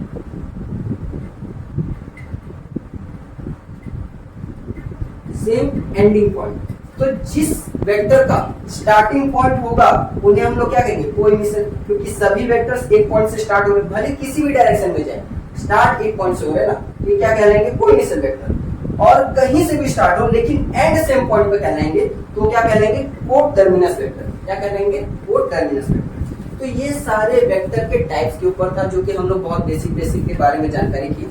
अब थोड़ा आते हैं वेक्टर्स के एडिशन और सब्सट्रैक्शन के बेस पर, क्योंकि हमने टाइप तो जान लिया, लेकिन अब इन वेक्टर्स को तो तुम्हें कैलकुलेट तो करना पड़ेगा ना। तो कैलकुलेशन के लिए हमें क्या चाहिए, mathematical forms, addition, subtraction, multiplication, division, ये सारे फॉर्म्स होते हैं। तो ये चीज हम लोग चेक करेंगे कि कैसे हम लोग कैलकुलेट कर सकते हैं। तो सबसे बेसिक कंडीशन में आते हैं हम लोग अपने वेक्टर्स का एडिशन और सब्सट्रैक्शन केसेस के लिए। तो वेक्टर का हम लोग जानते हैं एक स्पेशल मेथड होता है, क्योंकि स्केलर को तो हम लोग अलजेब्रिक मेथड से, मतलब कि नॉर्मली, अलजेब्रिक मतलब क्या, नॉर्मली एडिशन करना, 1 + 1, 2 + 2, 2 - 1, नॉर्मली हम लोग लिख देते हैं। लेकिन वेक्टर तो सिर्फ वैल्यू बेस तो नहीं है, वो तो डायरेक्शन बेस भी है। तो हमें वैल्यू के साथ उसके डायरेक्शन को भी क्या करना पड़ेगा, असाइन करना पड़ेगा, जिसकी वजह से तुम्हारा जो फाइनल वैल्यू है वो कुछ डिफरेंट आएगा। इसलिए वेक्टर को हम लोग कुछ नियमों से एडिशन और सब्सट्रैक्शन दोनों कर सकते हैं। तो उनमें हमारा सबसे पहला क्या आता है, triangle addition law. Triangle addition law कहने का मतलब कि हम लोग जो एडिशन कर रहे हैं वो ट्रायंगल बेस्ड सिस्टम के बेस पर हम लोग क्या करें, एडिशन करें। ट्रायंगल कैसा होता है, किसी भी तरह का शेप में हो सकता है ट्रायंगल, तुम्हारा जिसके साइड्स इक्वल हो, अनइक्वल हो, कैसे भी हो सकते हैं, उससे कोई फर्क नहीं पड़ता। तो नॉर्मली हम लोग इसको ट्रायंगल एडिशन लॉ में कैसे वेक्टर्स को समझ सकते हैं, तो ध्यान दे सकते हो। ट्रायंगल एडिशन लॉ पहले है क्या, पहले ये जान लेते हैं। Two vectors acting on a particle at a same time. मान लो दो वेक्टर है, किसी एक पार्टिकल पे काम कर रहा है, मान लो वेक्टर ए और वेक्टर बी किसी एक पार्टिकल पे काम कर रहा है। तो वेक्टर ए इस डायरेक्शन में जाना चाह रहा है और वही बाद में वेक्टर बी उसको कहाँ लेकर जाना चाह रहा है, इस डायरेक्शन लेकर जाना चाह रहा है। तो दो वेक्टर एक पार्टिकल के ऊपर सेम टाइम पे काम कर रहा है, represented with magnitude and direction. Vector है तो मैग्नीट्यूड और डायरेक्शन दोनों ही शो करेगा। ऑफ द ट्रायंगल, तो ये हम लोग ट्रायंगल में पढ़ रहे हैं ना, ट्रायंगल के दो साइड बन रहे हैं ना, ध्यान से देखना, P point, Q point, R point, ये वेक्टर के दो साइड्स बन रहे हैं ना, सॉरी ट्रायंगल के दो साइड्स बन रहे हैं ना, तो ट्रायंगल के दो साइड्स बन रहे हैं in same order. Same order कहने का मतलब क्या, कि हम लोग एडिशन कर रहे हैं। तो हेड टेल वाला कॉन्सेप्ट देखो, हेड है, टेल से कनेक्टेड है ना इस वाले वेक्टर का, तो ये सेम ऑर्डर कहलाता है। अगर हेड टेल से कनेक्ट होगा मतलब सेम ऑर्डर, और हेड से कनेक्ट होगा, टेल से कनेक्ट होगा, तो वो क्या कहलाएगा, रिवर्स ऑर्डर। क्लियर याद है। तो हम लोग क्या करेंगे, जब दो को अगर हमारा वेक्टर सेम ऑर्डर में रहेगा, तो जो थर्ड वेक्टर रहेगा, वो थर्ड वेक्टर हमारा कौन सा रहेगा, रिजल्टेंट वेक्टर या तो फाइनल वेक्टर, मतलब वो हमारा वैल्यू बताने का काम कर रहा है। तो वो वेक्टर हम लोग कैसे लेंगे, रिवर्स ऑर्डर में। कैसे लेंगे, रिवर्स ऑर्डर में। तो रिवर्स ऑर्डर कहने का मतलब क्या मैंने बताया था, tail to tail and head to head. इस तरीके से हम लोग ट्रायंगल लॉ को क्या कर सकते हैं, डिफाइन कर सकते हैं। अभी तो हम लोग कैलकुलेट नहीं किया, अभी बस हमने डिफाइन किया। तो इस तरह से हम लोग ट्रायंगल लॉ को डिफाइन कर सकते हैं। इतना पहले समझ में आ गया होगा आप लोगों को। अब ध्यान देते हैं कि इस ट्रायंगल लॉ को डिफाइन तो कर लिए, बट इसे कैलकुलेट किस तरीके से कर सकते हैं। उससे पहले हमें एक बेसिक कॉन्सेप्ट समझना होगा, इसको एंगल डिफाइन कैसे किया जा सकता है। तो यहाँ पे ध्यान से देख सकते हो, जो P वेक्टर है और B वेक्टर, मतलब A वेक्टर है और B वेक्टर है, A और B वेक्टर के बीच का एंगल ज्यादातर लोग कैसे समझता है कि हम लोग भैया ये वाला एंगल ले लेंगे। कौन सा वाला एंगल ले लेंगे, ये वाला। क्यों, क्योंकि A और B के बीच में तो यही वाला एंगल बन रहा है। तो हम लोग तो ज्यादातर भैया जितने भी एंगल बनाना समझे थे उनके बीच का बनाना समझते थे, तो ये वाला एंगल ले लेंगे। लेकिन ऐसा नहीं है, हेड टेल कंडीशन एडिशन को सब शो करता है। तो उस बेस पर हम लोग उसका बीच का एंगल को अगर डिफाइन करना चाहें तो ये गलत मेथड माना जाता है। तो सही मेथड क्या है? तो सही मेथड के लिए हमें को इनिशियल कंडीशन रखना पड़ेगा। को इनिशियल कंडीशन क्या है कि जहां से हम लोग 2 वेक्टर 3 वेक्टर कोई भी वेक्टर जितने भी वेक्टर से स्टार्ट होंगे उनके बीच का जो एंगल होगा वही हमारा consider as a final angle के बेस पे माना जाएगा। जैसे मान लो कि अगर इस पॉइंट से ये ए वेक्टर है, इस पॉइंट से ये एक वेक्टर है, तो इनके बीच वाले को हम लोग कंसीडर करेंगे। क्यों? क्योंकि ये को इनिशियल कंडीशन में एग्जिस्ट करते हैं। लेकिन ये वेक्टर और ये वेक्टर इनके बीच में तो ये है ना, लेकिन क्या ये को इनिशियल है? नहीं, ये तो को इनिशियल है नहीं, दोनों का स्टार्टिंग पॉइंट सेम है नहीं है, तो ये को इनिशियल वेक्टर नहीं माने जाएंगे। तो को इनिशियल वेक्टर के बीच में जो एंगल बनेगा उसी को हम लोग फाइनलाइज मानेंगे। उसके अलावा जो भी बनेंगे उन एंगल्स को हम लोग कंसीडर नहीं करेंगे। तो भैया क्या ये वाला में हम लोग एंगल नहीं पता कर सकते? कर सकते हो पता। तो इस वाले में एंगल हम लोग कैसे पता करेंगे? इस वाले में एंगल पता करने के लिए हम लोग यूज करेंगे वेक्टर शिफ्टिंग मेथड। क्या यूज करेंगे? Vector shifting method. तो वेक्टर शिफ्टिंग मेथड होता क्या है? वेक्टर शिफ्टिंग मेथड कहने का मतलब कि हम लोग जब कोई वेक्टर्स को उनके पोजीशन पर कैलकुलेट करना चाहें, लेकिन हमें पूरा अच्छे तरीके से वैल्यू डिफाइन नहीं किया गया हो, तो उसको कैसे करेंगे? उन्हें शिफ्ट करके। कैसे? समझ लो, अगर यहाँ पर एक वेक्टर है और यहाँ पर एक वेक्टर है, ये वाला मैंने केस को समझा, ये वाला वेक्टर है, तो इसको तो मैं एंगल ये वाला तो मैं कंसिस्ट नहीं कर सकता, उसको कैसे समझूंगा? तो शिफ्टिंग कहने का मतलब होता है कि ये वाला जो वेक्टर है इसको उठाकर same to same initial point जैसा बना। तो इसको मैं इनिशियल पॉइंट जैसा कैसे बना सकता हूँ? इसको मैं अगर इधर लेकर जाऊंगा कि कुछ ऐसा दिखेगा। अब देखो ये इस पॉइंट पर रख दिया तो ये इनिशियल पॉइंट बन रहा है कि नहीं? बन रहा है। तो अब ये को इनिशियल बन गया। अब बोलोगे भैया इससे वैल्यू क्या चेंज हो जाएगा? नहीं, देखो तुमने जैसा का वेक्टर वैसे ही रख दिया बिना ओरिएंटेशन चेंज किए। ओरिएंटेशन मतलब इसको टेढ़ा मेढ़ा करके रखा हो नहीं ना, ये जैसे था वैसे रख दिए। तो कोई चीज को जैसे था वैसे रख देना बिना उसको तोड़े मरोड़े। अगर मैं इसको ऐसे ना रखकर ऐसे रख देता तो ये क्या ऐसा दिख रहा है? नहीं, ये गलत दिख रहा है। तो ये वाला गलत माना जाएगा। क्यों? क्योंकि तुमने जो वेक्टर है उसका पोजीशन और उसके ओरिएंटेशन मतलब उसके घुमाव को बदल दिया है। तो घुमाव तो नहीं कर सकते हम लोग, तो ये वाला कंडीशन गलत माना जाएगा। तो सिर्फ वेक्टर को हम लोग शिफ्ट कर सकते हैं, उसके ओरिएंटेशन को चेंज नहीं कर सकते। यही रीजन है कि हम लोग वेक्टर में ओरिएंटेशन चेंज नहीं कर सकते। लेकिन मैंने क्या बताया था? टेंसर क्वांटिटी में ओरिएंटेशन चेंज हो सकता है, लेकिन वेक्टर क्वांटिटी में ओरिएंटेशन चेंज हो सकता है? नहीं चेंज हो सकता। ये बात को ध्यान रखना। तो यहाँ पर ये चीज ओरिएंटेशन चेंज नहीं कर सकते। तो अब ध्यान दो ना कि ये चीज पॉसिबल है कि नहीं? इनके बीच में एंगल बन सकता है, माना जाएगा। इनके बीच में एंगल को माना जाएगा, मतलब ये हमारा करेक्ट रिप्रेजेंटेशन है। एक और समझ लेते हैं, मान लो ऐसे है और ऐसे है, तो इनके बीच में एंगल हम लोग कैसे समझेंगे भैया? कोई बात नहीं, इसको और इसको कैसे को इनिशियल वेक्टर बनाना है, मतलब ये इसका इनिशियल पॉइंट है। हमेशा ध्यान रखना, इसको हम लोग ऐसे इनिशियल पॉइंट समझ लेते हैं। इसको हम लोग ऐसे इनिशियल पॉइंट समझ लेते हैं। टेल टू टेल को हम लोग क्या मान लेते हैं? इनिशियल पॉइंट मान लेते हैं। तो क्या हो जाएगा? ये वाला ऐसे रहा, इस वाले को मैं ऐसे कनेक्ट कर देता हूँ। तो आगे बना लेते हैं। कुछ ऐसा दिखा? टेल टू टेल कनेक्ट हुआ, एंगल बन रहा है। कोई इनिशियल वेक्टर का जो कंडीशन उसको माना पॉसिबल है, एंगल है, तो सही कंडीशन है। ध्यान रखना। अब बोलोगे क्या भैया सिर्फ मैं टेल टू टेल कंडीशन रख सकता हूँ? नहीं, हेड टू हेड भी रख सकते हो, कोई मना ही नहीं है। अगर तुम बोलोगे कि भैया मैं हेड टू हेड कनेक्शन के बीच में एंगल देखना चाहूँ तो गलत माना जाएगा? नहीं, वो भी गलत नहीं है, उसको भी सही कर सकते हो। कैसे? देखो ये वाला हेड है, ये वाला हेड है, इस वाले को मैं ऐसे रख देता हूँ। इसको देखो मैंने उठाया और इस पॉइंट पर रखा, कुछ ऐसे होगा, उठाया ऐसे रखा, हो गया। अब इस वाले को उठाकर ऐसे रखूंगा, कुछ ऐसे होगा। इसके बीच में भी एंगल बनेगा, जो भी एंगल बनेगा रिप्रेजेंटेशन करेक्ट है? करेक्ट है। तो हेड और हेड के बीच में जो एंगल बने, टेल या टेल के बीच में जो एंगल बने, वो एंगल करेक्ट रिप्रेजेंट करता है। लेकिन अगर हेड और टेल के बीच में जो एंगल बने वो एंगल करेक्ट रिप्रेजेंट नहीं करता है। ये ध्यान रखना। हेड और हेड के बीच में जो एंगल बनेगा, टेल और टेल के बीच में जो एंगल बनेगा वो करेक्ट रिप्रेजेंट करेगा, लेकिन हेड और टेल के बीच में जो एंगल बनेगा वो करेक्ट रिप्रेजेंट नहीं माना जाएगा। ये बात को ध्यान रखिए। क्लियर?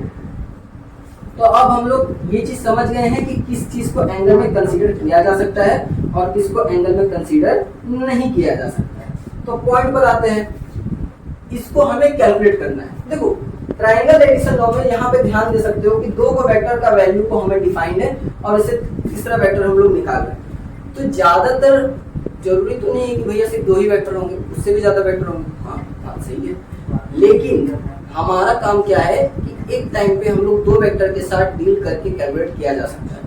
इससे हमारा जो कैलकुलेशन है वो इजी भी रहता है और एक्यूरेट भी रहता है। अब एक साथ में बहुत सारे वेक्टर्स को कैलकुलेट करना पॉसिबली नहीं हो पाता वेक्टर क्वांटिटीज के बेस पर, इसलिए जो लॉ है वो हमारा मैक्सिमम 2 वेक्टर्स को एक टाइम पर कैलकुलेट करने का कंडीशन प्रोवाइड करता है। तो यहाँ पे ध्यान देते हैं, जैसे कि जान सकते हो ये वाला वेक्टर ए है, ये वाला वेक्टर बी है और ये हमारा रिजल्टेंट है जो कि हमें final value the.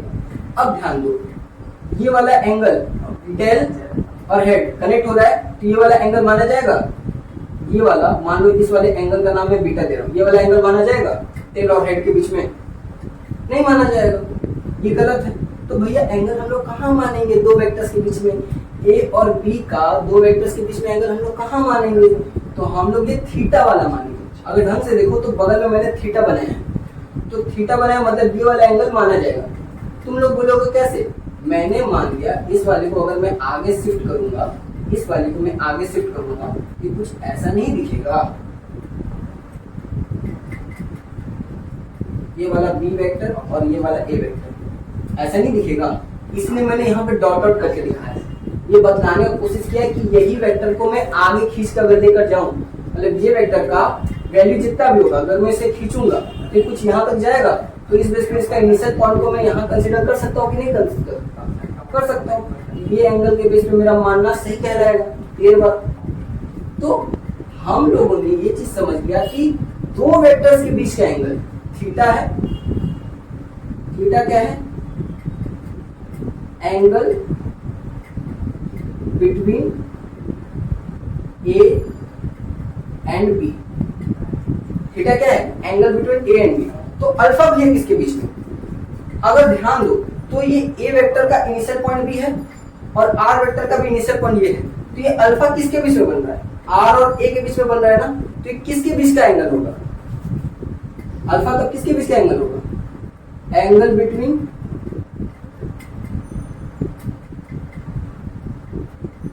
Are and A. Clear? इतना क्लियर है? अब आगे चलते हैं। तो ये वाला चीज हम लोगों ने कर लिया, पर कैलकुलेट तो अभी तक नहीं हो गया, कैलकुलेट तो करेंगे, अभी करेंगे। तो ध्यान से देखो, ये जो पी क्यू आर ये कोई एक डेफिनेट कोई हमारा ट्रायंगल नहीं बन रहा है जिसमें हम लोग कैलकुलेट कर सकें। तो जब डेफिनेट अगर हमारा ट्रायंगल नहीं बन रहा है तो कैलकुलेट करना तो मुश्किल हो जाएगा। तो हमने क्या किया, जैसे कि मैंने बताया, मैंने इसको एक्सटेंड कर दिया, इस वाले को एक्सटेंड कर दिया यहाँ तक और ऊपर वाले पॉइंट को एक्सटेंड करके नीचे तक मिला दिया। तो पी एस आर, अब ये कुछ राइट एंगल ट्रायंगल जैसा दिख रहा है कि नहीं, है ना? तो पी एस आर क्या है? तुम्हारा right angle triangle. Right angle triangle है, तो राइट एंगल ट्रायंगल को कैलकुलेट करना पॉसिबल है कि नहीं? हाँ भैया पॉसिबल है। कौन सा रूल होता है भैया? ये वाला रूल हम लोग लगा सकते हैं, पी स्क्वायर एच स्क्वायर वाला कंडीशन, पाइथागोरस। तो अब ध्यान दो, हम लोग यहाँ पर 2 को राइट एंगल ट्रायंगल बने। तुम लोग बोले कैसे भी? अगर ध्यान दोगे तो पी एस आर एक राइट एंगल ट्रायंगल और क्यू एस आर दूसरा राइट एंगल ट्रायंगल। तो एक राइट एंगल ट्रायंगल और 2 राइट एंगल ट्रायंगल, 2 को बन रहा है ना। तो हम लोग एक बार क्या करेंगे, बड़े वाले और एक बार छोटे वाले दोनों को कैलकुलेट करके चेक करना चाहेंगे कि हमारा वैल्यू क्या मिल रहा है। तो हमें रिजल्टेंट के बेस पे कैलकुलेट करना है। तो रिजल्टेंट का वैल्यू क्या है? पी आर, सॉरी इसको आर नाम नहीं देते हैं, कुछ अलग नाम दे देते हैं, इसको नाम दे देते हैं ओ, मतलब कंफ्यूजन ज्यादा हो जाएगा। ठीक है, तो ओ नाम दे देते हैं। तो पी एस ओ ये कौन सा हो जाएगा? बड़ा वाला राइट एंगल ट्रायंगल। और क्यू एस ओ ये क्या हो जाएगा? ये भी राइट एंगल ट्रायंगल है, छोटा वाला। ठीक है, ये छोटा वाला राइट एंगल ट्रायंगल है। अब ध्यान दें, ये वाला ये वाला ये वाला, अगर ये अल्फा है, मान लीजिए एंगल है, एंगल का सामने वाला कौन सा मैं देख रहा हूँ, पीएसओ में एंगल का सामने वाला ये हमारा क्या कहलाएगा, परपेंडिकुलर। नीचे पूरा पी से लेकर एस तक, क्योंकि अल्फा के लिए पूरा माना जाएगा, पी से लेकर एस तक ये मेरा क्या कहलाएगा, बेस। और ये पूरा वाला मेरा क्या कहलाएगा, हाइपोटेनस। तो मैं इसको ऐसे लिख सकता हूँ कि नहीं, पीओ, पीओ का स्क्वायर मतलब एच का स्क्वायर, एसओ का स्क्वायर मतलब पी का स्क्वायर, प्लस पी एस का स्क्वायर मतलब बी का स्क्वायर। पी एस मतलब बी हो गया, बेस मान लो, एसओ मतलब पी मान लो, और पीओ मतलब एच मान लो। तो H square is equal P square plus B square, complete. अब ध्यान दो, ये किसके लिए हुआ तुम्हारा, बड़े वाले राइट एंगल ट्रायंगल के लिए, जिसमें पीओ का मान कितना है, आर, आर वेक्टर का स्क्वायर। एसओ का मान पता है, नहीं पता है भैया, कोई बात, एसओ को एसओ रख दो, प्लस पीएस को देखो, पीएस में पीक्यू और क्यूएस दोनों है ना, तो मैं पीएस को पीक्यू प्लस क्यूएस बोला जा सकता होगा कि नहीं, क्योंकि अगर मैं इन दोनों को जोड़ूंगा तो मुझे क्या मिल जाएगा, पूरा पीएस मिल जाएगा। तो मैं इसको पीक्यू प्लस क्यूएस का होल स्क्वायर लिख सकता हूँ कि नहीं, लिख सकता हूँ। और पीक्यू का मान हम लोग क्या जानते हैं, ए जानते हैं ना, तो पीक्यू के मान की जगह ए लिखा जा सकता है कि नहीं, क्या हो जाएगा, ए का स्क्वायर प्लस क्यू एस का स्क्वायर, क्लियर। अब ध्यान दो, हमें किसका मान चाहिए, एक तो एसओ का मान चाहिए और दूसरा क्यूएस का मान चाहिए, सिंपल बात, किसका मान चाहिए, एसओ का मान चाहिए और क्यूएस का मान चाहिए। तो ध्यान से अगर देखोगे तो तुम्हें ये पता चलेगा कि अगर मैं ये छोटा वाला ट्रायंगल देखूं, छोटा वाला ट्रायंगल में ये थीटा है ना, तो थीटा का सामने वाला ये भी पी कहलाएगा, थीटा का सामने ये वाला पी कहलाएगा और ये वाला एच कहलाएगा। तो हमें सिर्फ एच पता है, तो हमें एच का यूज करके क्या निकालना पड़ेगा, क्यूएस का मान, और एच का यूज करके हमें क्या निकालना पड़ेगा, एसओ का मान।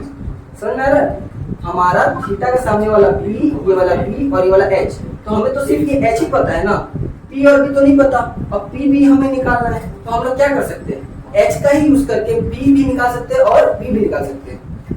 कैसे,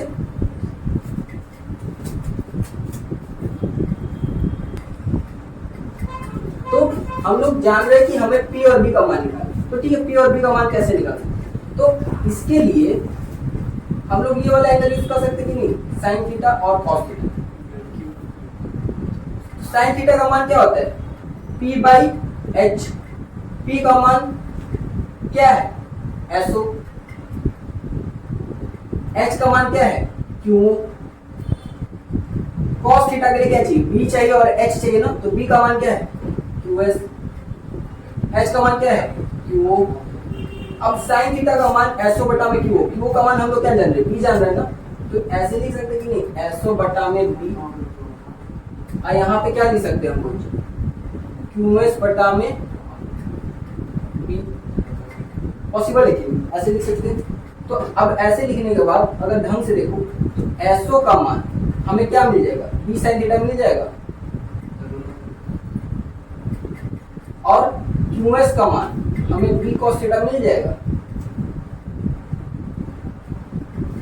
पक्का। अब ध्यान देखो, अच्छा यहाँ पे स्क्वायर नहीं होगा, ध्यान रखना, क्योंकि पी क्यू का मान ए है, मैंने गलती से ए स्क्वायर लिख दिया, पी क्यू का मान सिर्फ ए, ठीक है। एसओ का मान क्या है, बी साइन थीटा पूरा का स्क्वायर प्लस ए, क्यूएस का मान बी कॉस थीटा का स्क्वायर। अब सॉल्व करो, क्या हो जाएगा, B square sine square theta plus A और ये बी, मतलब इसको मान लो पूरा पी और ये वाला मान लो क्यू, तो पी प्लस क्यू का होल स्क्वायर क्या हो जाएगा, P square plus 2pq, 2pq plus Q square, मतलब B square cos square theta, मतलब ए प्लस बी का होल स्क्वायर वाला, पी प्लस क्यू का होल स्क्वायर बोलो या ए प्लस बी का होल स्क्वायर बोलो, बात एक ही। अब B square sine square theta और B square cos square theta, B square common ले लो तो क्या हो जाएगा sine square theta plus cos square theta, फिर बचा जो उसको उतार दो A square plus 2ab cos theta. तो क्या हो जाएगा ये वाला 1 हो जाएगा ना। तो अगर ये वाला पूरा 1 हो जाएगा तो बी स्क्वायर बचेगा। तो मैं पूरा को अगर सजा के लिखूंगा तो A square plus B square plus 2ab cos theta. ये सभी का मान क्या था, ये R square R square R square R square R square. तो आर का मान क्या मिल जाएगा root over A square plus B square plus 2ab cos theta. तो हमें रिजल्टेंट वेक्टर का मान कितना मिल जाएगा A square plus B square plus 2ab cos theta मिल जाएगा। तो ये आर ही क्या है हमारा फाइनल वेक्टर वैल्यू है। तो ये हमें रिजल्टेंट दो वेक्टर्स के बीच में मिल जाएगा। अच्छा तो ये बात बताना, ये वाला जो हम लोग निकाले हैं तुम लोग बोलोगे भैया क्या वेक्टर के लिए निकाले हैं। हाँ ये वेक्टर के लिए निकला है, बट वेक्टर के लिए कौन सा चीज निकला है, हम लोग वेक्टर के लिए ये मान निकाले, डायरेक्शन नहीं निकाले। ये वेक्टर का क्या निकला है मान निकला है। तो ध्यान रखना यहाँ पे जो हम लोग वेक्टर साइन करके मैंने लिखा है, ये ध्यान रखना इसी वेक्टर के किस बात के लिए मैंने वैल्यू किया, वैल्यू के लिए, डायरेक्शन के लिए, ठीक है।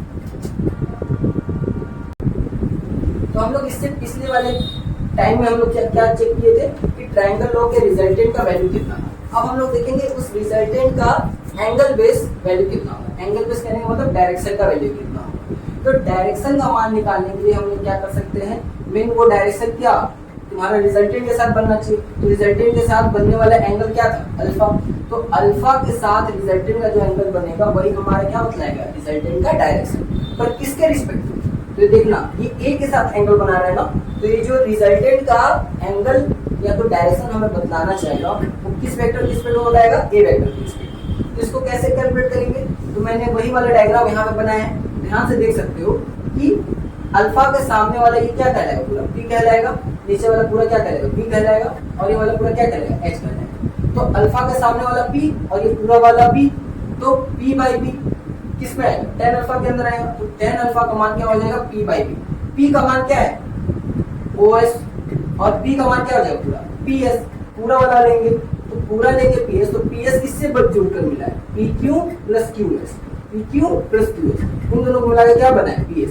पी क्यू का मान क्या रखोगे ए और क्यू एस का मान कितना होगा बी कॉस थीटा। तो क्या हो जाएगा ओ एस का मान बी साइन थीटा जो कि हम लोग वहां पे निकाले थे, और पी एस का मान क्या हो जाएगा ए प्लस बी कॉस थीटा। तो ये किसका मान निकलेगा अल्फा का मान रिजल्टेंट का, किसके रिस्पेक्ट में ए वेक्टर के रिस्पेक्ट में। लेकिन अगर हमारा ए वेक्टर के साथ ना पूछ के वो बी वेक्टर के भी साथ पूछ सकता है, तो बी वेक्टर के साथ अगर पूछा तो वो एंगल कितना हम लोग कंसीडर करेंगे। तो मान लेते हैं ये एंगल यहाँ पर अगर ध्यान से देखो ये वाला एंगल बीटा बन रहा है कि नहीं, हेड टू हेड कंसीडर हो रहा है। तो हेड टू हेड के बीच में भी एंगल जो बनता है उसको हम लोग कंसीडर करते हैं ना। क्योंकि ये क्या शो कर रहा है तुम्हारा कंडीशन।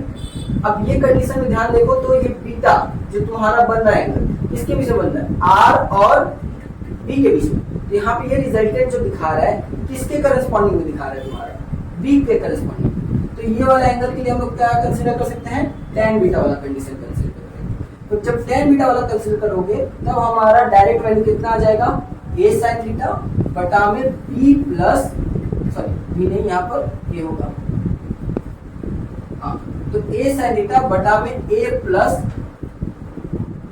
सॉरी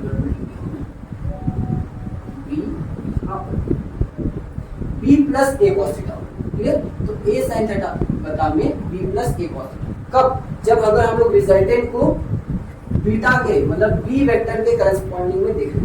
तो अगर हम लोग एक करस्पॉन्डिंग में देखेंगे तो उसको अल्फा के कंसीडर में मान रहे हैं, अगर यही रिजल्टेंट हम लोग बीटा का मतलब कि बी वेक्टर के करस्पॉन्डिंग में देख रहे हैं तो उसको बीटा एंगल मान रहे हैं। तो दोनों के करस्पॉन्डिंग में अगर हमें रिजल्टेंट का डायरेक्शन निकालना रहा तो वो दोनों सेम नहीं रहेगा, अलग अलग रहेगा। तो अलग अलग कितना रहेगा, तो यहाँ से हम लोग कैलकुलेट कर सकते हैं। ये टेन अल्फा क्या देगा वैल्यू, हमें क्या चाहिए एंगल। तो टेन को क्या करना पड़ेगा, उधर भेजना पड़ेगा। टेन को उधर भेज दो तो क्या होगा tan inverse B sin theta बटा में a plus B cos theta. Same तरह से बीटा के लिए क्या हो जाएगा tan inverse a sin theta बटा में b plus a cos theta. इस तरीके से हम लोग रिजल्टिंग का डायरेक्शन को पता कर सकते हैं। अब सेकंड लॉ क्या था, पैरेललोग्राम लॉ ऑफ एडिशन। तो ट्रायंगुलर लॉ था, साथ ही साथ पैरेललोग्राम था। तो पैरेललोग्राम और ट्रायंगल लॉ में कुछ ज्यादा डिफरेंस नहीं। असल में अगर हम लोग ट्रायंगल को दो अलग साइड से अगर मिक्स मैच कर दे तो हमारा पैरेललोग्राम ही क्या करता है, फॉर्म करता है। अगर ढंग से देखो, मैंने यहाँ पे पैरेललोग्राम का क्या बनाया, एक डायग्राम बनाया। तो ये वाला सेक्शन, ये वाला एक ट्रायंगल दिख रहा है, और इसी ट्रायंगल को मैं उल्टा कर दूं तो ये वाला ऊपर वाला ट्रायंगल दिख रहा है ना, तो दो वो ट्रायंगल को अगर मैं मिक्स करूंगा तो मेरा एक क्या बन रहा है, पैरेललोग्राम। तो पैरेललोग्राम लॉ असल में कुछ नहीं, बस दो वो ट्रायंगल को मिक्स करके एक लॉ को डिफाइन करने का काम किया। तो क्या भैया इसमें रिजल्टेंट अलग निकलेगा? नहीं, क्योंकि ये भी तो तुम्हारा ट्रायंगल लॉ से ही मिलकर बना है ना, तो इसका भी रिजल्टेंट का वैल्यू क्या रहेगा, सेम रहेगा। कितना, r = √a² + b² + 2ab cos θ। तो भैया हम लोग कौन सा रूल फॉलो करें, ट्रायंगल लॉ की पैरेललोग्राम लॉ? कोई भी फॉलो कर सकते हैं, कोई दिक्कत नहीं, क्योंकि दोनों में रिजल्टेंट सेम निकलता है, दोनों में डायरेक्शन भी सेम निकलता है, बस रिप्रेजेंटेशन करने का तरीका दोनों के लिए थोड़ा अलग अलग दिखाएंगे।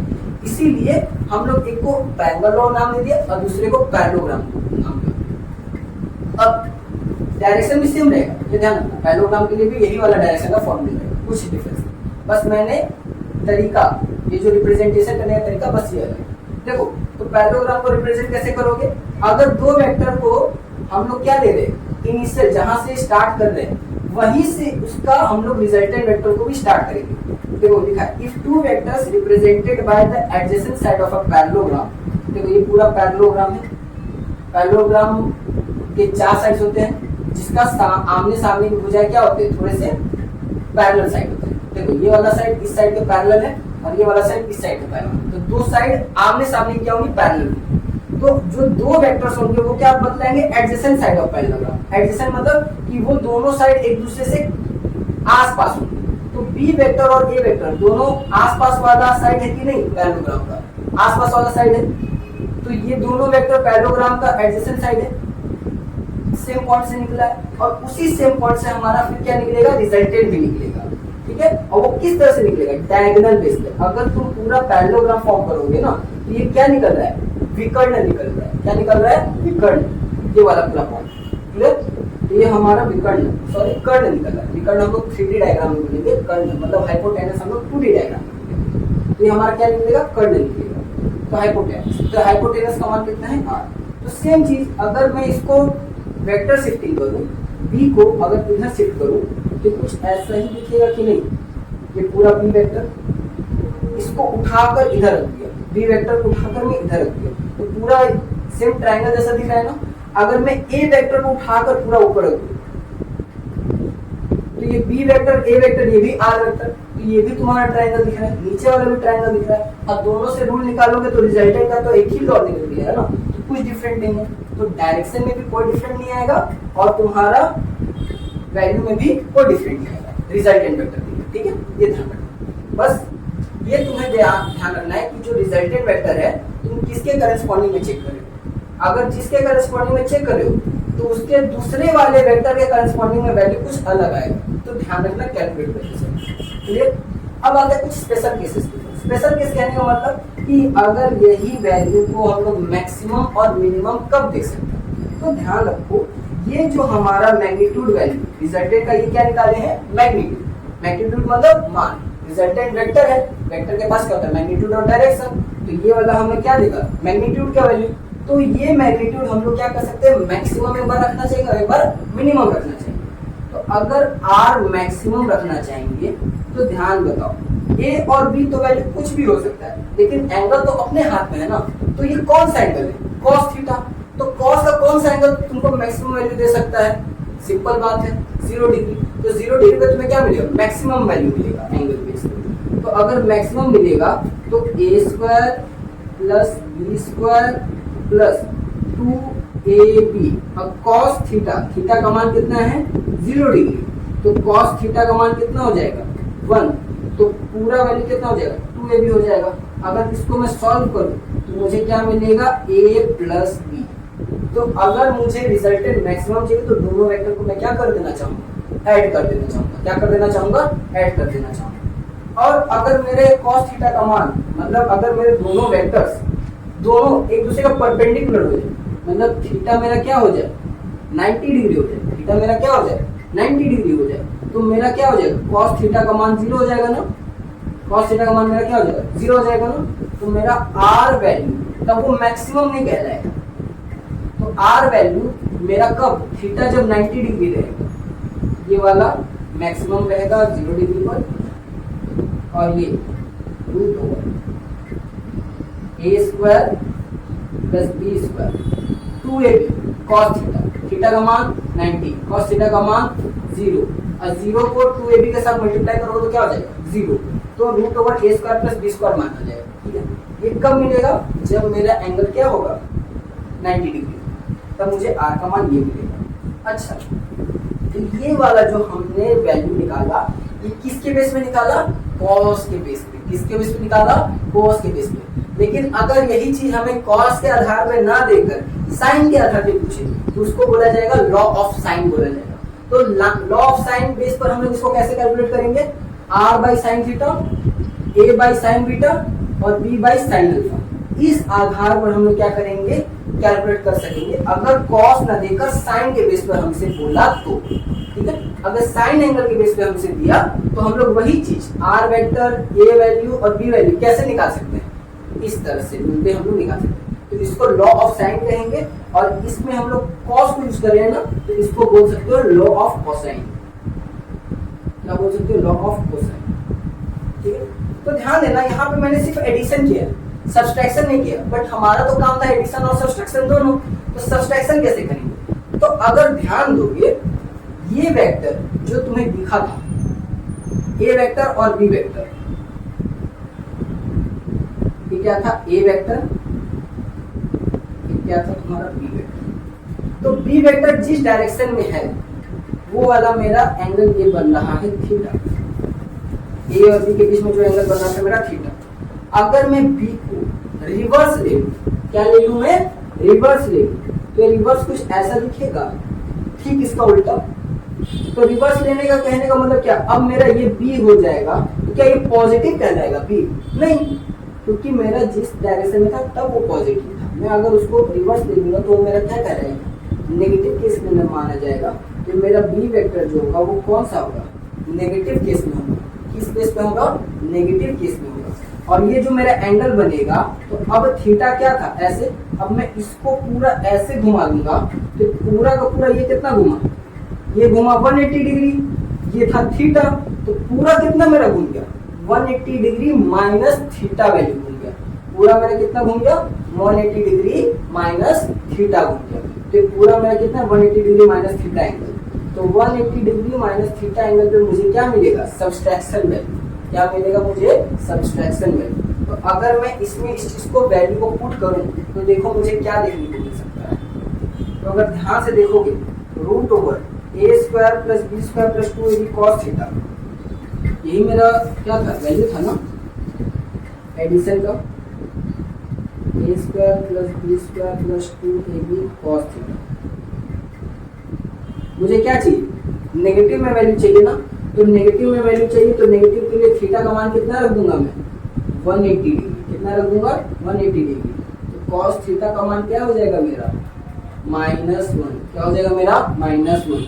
तो आर वैल्यू जो मुझे मिलेगा वो क्या मिल जाएगा मुझे, A square plus B square minus 2ab, जिसको अगर मैं सॉल्व करूंगा तो मुझे क्या मिलेगा a माइनस बी। तो a माइनस बी मेरा क्या रहेगा, मिनिमम वैल्यू रहेगा। रिजल्टेंट का क्या रहेगा मेरा, मिनिमम वैल्यू। तो मैक्सिमम वैल्यू कितना पे मिलेगा 0 डिग्री पर, और मिनिमम वैल्यू कितना पे मिलेगा मुझे 180 डिग्री पर। तो अगर मैं 180 डिग्री पर आर मिनिमम दर्शाना चाहूँ तो उसको मैं कैसे दर्शाऊंगा, इस तरीके से दर्शाऊंगा। कैसे दर्शाऊंगा, इस तरीके से दर्शाऊंगा। तो मेरा ये वाला चीज को अगर मैं ढंग से इस चीज को लिखना चाहूँ तो मेरा ये चीज वेक्टर कैसा लिखना चाहिए, अगर मैं नेगेटिव वेक्टर के बेस पर दर्शाना चाहता हूँ तो मेरा कुछ ऐसे लिखने लगेगा। ठीक है, ये वाला कुछ मेरा ऐसे लिखने लगेगा। क्लियर वैल्यू, ये मेरा तब ये मेरा क्या होगा सब्सट्रैक्शन। क्यों, क्योंकि मैंने डायरेक्ट अपोजिट रख दिया। तो कोई भी वेक्टर अपने डायरेक्शन के डायरेक्ट अपोजिट में रहेगा, मतलब क्या कहलाता है, नेगेटिव वैल्यू। क्या कहलाएगा अपना, नेगेटिव वैल्यू। तो इस तरह से हम लोग नेगेटिव वेक्टर में क्या करेंगे, रिप्रेजेंट कर सकते हैं। और नेगेटिवली वैल्यू मेरा कितना आ जाएगा, मिनिमम मतलब मिनिमम रिजल्टेंट का मान a माइनस। क्या आ जाएगा मेरा a माइनस। तो ये वैल्यू मेरा रिजल्टेंट के लिए कंसीडर माना जाएगा। फिर तो यहाँ तक हम लोग रिजल्टेंट और उसके एंगल बेस पे वैल्यू को सब हम लोगों ने क्या कर देखा, वैल्यू को कैलकुलेट करके देखा है, अच्छे तरीके से समझा है कि कैसे हम लोग इस चीज को ध्यान दे सके। क्लियर? तो हमने वैल्यू तो देख लिया था, आर मिनिमम का वैल्यू कितना हो गया ए माइनस। अब ये तो हमारे नेगेटिव सब्सट्रैक्शन के बेस के लिए था, तो इसके लिए हमारा डायरेक्शन वैल्यू कितना होगा, पॉजिटिव के लिए तो हम लोग ये फॉर्मूला यूज करेंगे, लेकिन नेगेटिव के लिए हम लोग कौन सा फॉर्मूला यूज करेंगे। तो नेगेटिव केस के लिए हमारा tan अल्फा का मान क्या हो जाएगा, b sin थीटा बटा में a minus b cos theta. ठीक है, और सेम तरह से बीटा का मान कितना हो जाएगा हमारा a sin थीटा बटा में b minus a cos theta. ये बात ध्यान रखना। ये वाला केस कब होगा, जब हम लोग सब्सट्रैक्शन का केस देखेंगे। कब, जब हम लोग सब्सट्रैक्शन, अगर कोई दो वेक्टर्स को हम लोग माइनस करना चाह रहे तब एंगल का वैल्यू इस पे डिफाइन होगा और रिजल्टेंट वैल्यू हमारा मिनिमम के बेस पर इतना डिफाइन किया जाएगा। ठीक है, तो ये ध्यान रखने वाली चीजें हैं। अगर तुम देखना चाहते हो कि अल्फा बीटा भैया कहाँ पर हो जाएगा, तो इसका रिजल्टेंट मान लो कुछ ऐसा देखने को मिलेगा। ये हमारा रिजल्टेंट मिलेगा। अल्फा किसके बीच में एंगल बनता था, ए और आर के बीच में। बीटा किसके बीच में देखने को मिलता था, आर और बी के बीच में। तो आर और बी के बीच में बीटा एंगल देखने को मिलेगा और आर और ए के बीच में अल्फा एंगल देखने को मिलेगा। ठीक है, तो इससे हम लोग पिछले टाइम में देखे थे कि हमारा जो डायरेक्शन था और एडिशन और सब्सट्रैक्शन ऑफ वेक्टर कैसे लोग निकाल सकते हैं। अब आते हैं थोड़े से आगे कि वेक्टर्स को हम लोग तो रिप्रेजेंट करना कैसे सीखते हैं, मतलब वेक्टर्स को भी रिप्रेजेंट करना रहता है उनके कोऑर्डिनेट एक्सिस पे। क्योंकि पोजीशन वेक्टर और डिस्प्लेसमेंट वेक्टर हम लोग देखे थे, तो पोजीशन वेक्टर और डिस्प्लेसमेंट वेक्टर है क्या, असल में कोऑर्डिनेट्स के बेस पे ही तुम्हारा डिफाइन किया जाता है। तो उन कोऑर्डिनेट्स के बेस पे हम लोग डिफाइन कैसे कर सकते हैं, चलो थोड़ा देखते हैं। इसके लिए हम लोग यूज करेंगे rectangular component of vectors. Rectangular component से क्या समझ में आता है, रेक्टेंगल क्या होता है, मतलब एक ऐसा जिसका आमने सामने का साइड्स थोड़ा दिखता हो इक्वल टाइप। तो उसी का एक पार्ट को लेकर हम लोग क्या करें, वेक्टर के डायरेक्शन को डिफाइन करने का ट्राई करेंगे। तो ध्यान से देख सकते हो यहाँ पे मैंने एक एक्स वाई कोऑर्डिनेट एक्सिस बनाया है, इसमें मेरा एक वेक्टर जा रहा है आर। वो वेक्टर आर जो है मेरा वाई एक्सिस से कितना एंगल पे बनाया गया है, बीटा एंगल पे बनाया गया है। तो अगर मैं इस बीटा एंगल पर आर वेक्टर को चेक करूं तो इसका जो आर वेक्टर है वो एक्स और वाई दोनों के में ही लाई कर रहा है, क्योंकि एक प्लेन है, इस प्लेन में दोनों में लाई कर रहा है। तो मैं इस वेक्टर आर को चेक करना चाहूंगा कि अगर ये वाई के डायरेक्शन में होता तो कितना इसका वैल्यू होता, एक्स के डायरेक्शन में होता तो कितना इसका वैल्यू होता। तो इसको मैं अगर चेक करना चाहूंगा तो यही मेरा कहलाता है कॉम्पोनेंट ऑफ अ वेक्टर। यही चीज मेरा क्या कहलाता है, कॉम्पोनेंट ऑफ वेक्टर। तो कॉम्पोनेंट ऑफ वेक्टर कैसे देखेंगे, तो ध्यान से देख सकते हो जो y एक्सिस में मैं वेक्टर r को अगर देखना चाहूँ तो मुझे क्या करना पड़ेगा, ये r वेक्टर को y के ऊपर इंपोज करना पड़ेगा। r को क्या करना पड़ेगा, y के ऊपर इंपोज करना पड़ेगा। तो अगर मैं ये जो बीटा वेक्टर है पूरा अगर y के डायरेक्शन में ले लूं तो y के डायरेक्शन में लूंगा तो मेरा कौन सा एंगल आएगा, cos। ठीक है, और अगर मैं यही चीज को पूरा y से अगर यहाँ पे x के एंगल में लूं तो मेरा कौन सा वैल्यू आ जाएगा, sin। अब तुम बोलोगे भैया मैं y में cos ही क्यों लूं और x में sin ही क्यों लूं। रीजन ये होता है कि अगर मैं y में cos का वैल्यू लूंगा तो cos क्या हो जाएगा, पूरा इस y एक्सिस पे लाई कर जाएगा और cos y एक्सिस पे लाई कर जाएगा तो cos का कौन सा एंगल, मैक्सिमम वैल्यू। तो मैक्सिमम वैल्यू कितना एंगल पे देखने को मिलता है, 0 डिग्री के एंगल पे। तो 0 डिग्री पे क्या होता है कि हमारा जो एंगल होता है दोनों वेक्टर्स का एक दूसरे के ऊपर सुपर इम्पोज कर जाएगा। तो ये वाला अगर इसके ऊपर पूरा सुपर इम्पोज कर जाएगा तो दोनों सेम लाइन, और सेम लाइन में मैक्सिमम वैल्यू कौन सा एंगल देता है, cos। इसीलिए हम लोग cos एंगल देते हैं। और अगर हम लोग इसी चीज को पूरा x एक्सिस पे रखेंगे तो x एक्सिस पे कितना एंगल बन रहा है, 90 डिग्री एंगल ना। तो 90 डिग्री का cos में तुम्हारा वैल्यू आता है नहीं, वो तो 0 हो जाता है। तो हमारा वेक्टर का वैल्यू तो ना के बराबर हो जाएगा, लेकिन हम लोग ऐसा चाहेंगे नहीं चाहते हैं। तो वेक्टर को x डायरेक्शन में शो करने के लिए हमें तब कौन सा एंगल लेना पड़ेगा, साइन एंगल। क्योंकि साइन 90 में हमें वैल्यू तब कितना मिलता है, 1। साइन 90 में हमें कितना वैल्यू मिलता है, 1। तो मतलब साइन एक्सिस में 90 डिग्री केस पे हमें वैल्यू देखने को मिल सकता है। इसीलिए हम लोग परपेंडिकुलर कॉम्पोजिशन में साइन को लेते हैं और सेम मतलब सेम डायरेक्शन के लिए क्रॉस कॉम्पोनेंट लेते हैं। ये ध्यान रखना। तो अगर हम लोग जितना एंगल है उसको जिस साइड से एंगल बनना है उसके डायरेक्शन में लेंगे तो हमारा कौन सा रहेगा, कॉस कंपोनेंट, और उससे 90 डिग्री बैकवर्ड जाएंगे तो हमारा कौन सा कहलाएगा, साइन कंपोनेंट। किसके बेस पे लेगा, बीटा एंगल के बेस पे लेगा, तो ये क्या कहलाएगा, आर कॉस बीटा, ये वाला क्या कहलाएगा, आर साइन बीटा। तो आर कॉस बीटा किसके लिए, वाई एक्सिस के लिए, आर का कौन सा, वाई एक्सिस के लिए, इसलिए मैंने लिखा है आर ऑफ पर। आर साइन बीटा किसके लिए, आर साइन बीटा इसके लिए ना, एक्स एक्सिस के लिए ना, तो आर एक्स का वैल्यू कितना कहलाएगा, आर साइन बीटा। तो ये वाला मेरा होगा आर एक्स वाला और ये वाला मेरा होगा आर वाई वाला, ठीक है। और अगर मुझे बीटा एंगल पता करना रहेगा तो मुझे क्या करना पड़ेगा, वेक्टर शिफ्टिंग। वेक्टर को इस वाले को मैं इस तरह शिफ्ट कर सकता हूँ कि नहीं, तो मेरा परपेंडिकुलर वेक्टर बन जाएगा। और परपेंडिकुलर वेक्टर का वैल्यू मैं कैसे निकाल सकता हूँ, बीटा के सामने वाला क्या कहलाएगा मेरा p और नीचे वाला क्या कहलाएगा b। तो p का मान कितना हो जाएगा आर एक्स और b का मान मेरा कितना हो जाएगा आर वाई। इससे हमें क्या मिल जाएगा, बीटा का वैल्यू मिल सकता है। क्या करना है, tan इनवर्स कर देगा, तो tan इनवर्स करके हमें क्या मिल जाएगा, बीटा का वैल्यू मिल सकता है। तो इस तरीके से हम लोग कॉम्पोनेंशियल वेक्टर में इसको ब्रेक कर सकते हैं। तो अगर कोई भी हमें वेक्टर एंगुलर बेस में किसी भी एक्सिस के बेस पर दिख रहा है तो उसको हम लोग इस तरीके से बांटेंगे। सेम जिस तरफ से एंगल बनना स्टार्ट हुआ उसके अलोंग में जाएंगे तो हमें कौन सा मिलेगा, कॉस कंपोनेंट, और उससे 90 डिग्री बैकवर्ड जाएंगे तो हमें कौन सा मिलेगा, साइन कंपोनेंट। इस बात का ध्यान रखना। अब तो ये तो हो गया, हम लोग कंपोनेंट को ब्रेक करना चाहते हैं। अब अगर इस कंपोनेंट के बेस पर अगर हमें कैलकुलेट करना रहा एक्सिसियल कोऑर्डिनेट एक्सिस को वो भी 3 डायमेंशनली, तो हम लोग कैसे देखेंगे, तो इसके लिए हम लोग यूज करेंगे रेजोल्यूशन। रेजोल्यूशन किस बेस पर, हमारा x axis, y axis, z axis, यानी हमारा 3D डायमेंशन में हम लोग चेक करेंगे। तो 3D डायमेंशन अगर चेक करना चाहोगे तो x axis, y axis, z axis को एक नया नाम दे दिया गया है। उसको क्या कहेंगे, x को i से हम लोग डिनोट कर देंगे, j को मतलब y को हम लोग इससे डिनोट करेंगे j से, और z को किससे डिनोट करेंगे, k से। ध्यान से देखोगे i के ऊपर मेरा क्या सब जगह पे मैंने क्या लगा दूंगा, कैप लगा दूंगा। कैप कहने का मतलब क्या है, यूनिट वेक्टर। कैप कहने का मतलब क्या होगा, यूनिट वेक्टर। तो ये हमारा x एक्सिस पे यूनिट वैल्यू दिखाना चाहेगा, क्योंकि अगर मैं x की तरफ जा रहा हूँ तो x की तरफ सिंगल डायरेक्शन है, यूनिट वेक्टर क्या कहलाता है, यूनिट वैल्यू एक पर्टिकुलर डायरेक्शन में होना चाहिए। तो मैं अगर x ही के तरफ डायरेक्शन में जाना चाहूँ, किसी और डायरेक्शन में नहीं, तो वो मेरा एक तरह से क्या है, यूनिट डायरेक्शन है ना, एक सिंगल डायरेक्शन है ना, तो इसलिए मैं इसको कैप से दर्शा रहा हूँ। तो अगर मैं सिर्फ x को ये देखूंगा तो मैं क्या कहूंगा, वो एक तरह का यूनिट वेक्टर है, मतलब आई कैप। अगर मैं सिर्फ y डायरेक्शन के लिए देख रहा हूँ तो वो मेरा क्या कहलाएगा, j कैप, मतलब j का यूनिट वेक्टर। और अगर सिर्फ मैं z डायरेक्शन में देख रहा हूँ तो मैं उसको क्या कहूंगा, k कैप, मतलब कि k का यूनिट वेक्टर, मतलब z का यूनिट वेक्टर। क्लियर।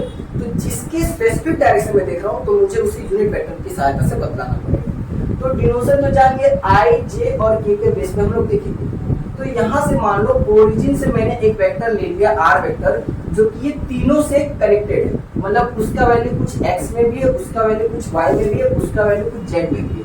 तो ये कैसे देखने को मिलेगा, कुछ इस तरह से तुम्हें रिप्रेजेंटेशन देखने को मिल सकते हैं।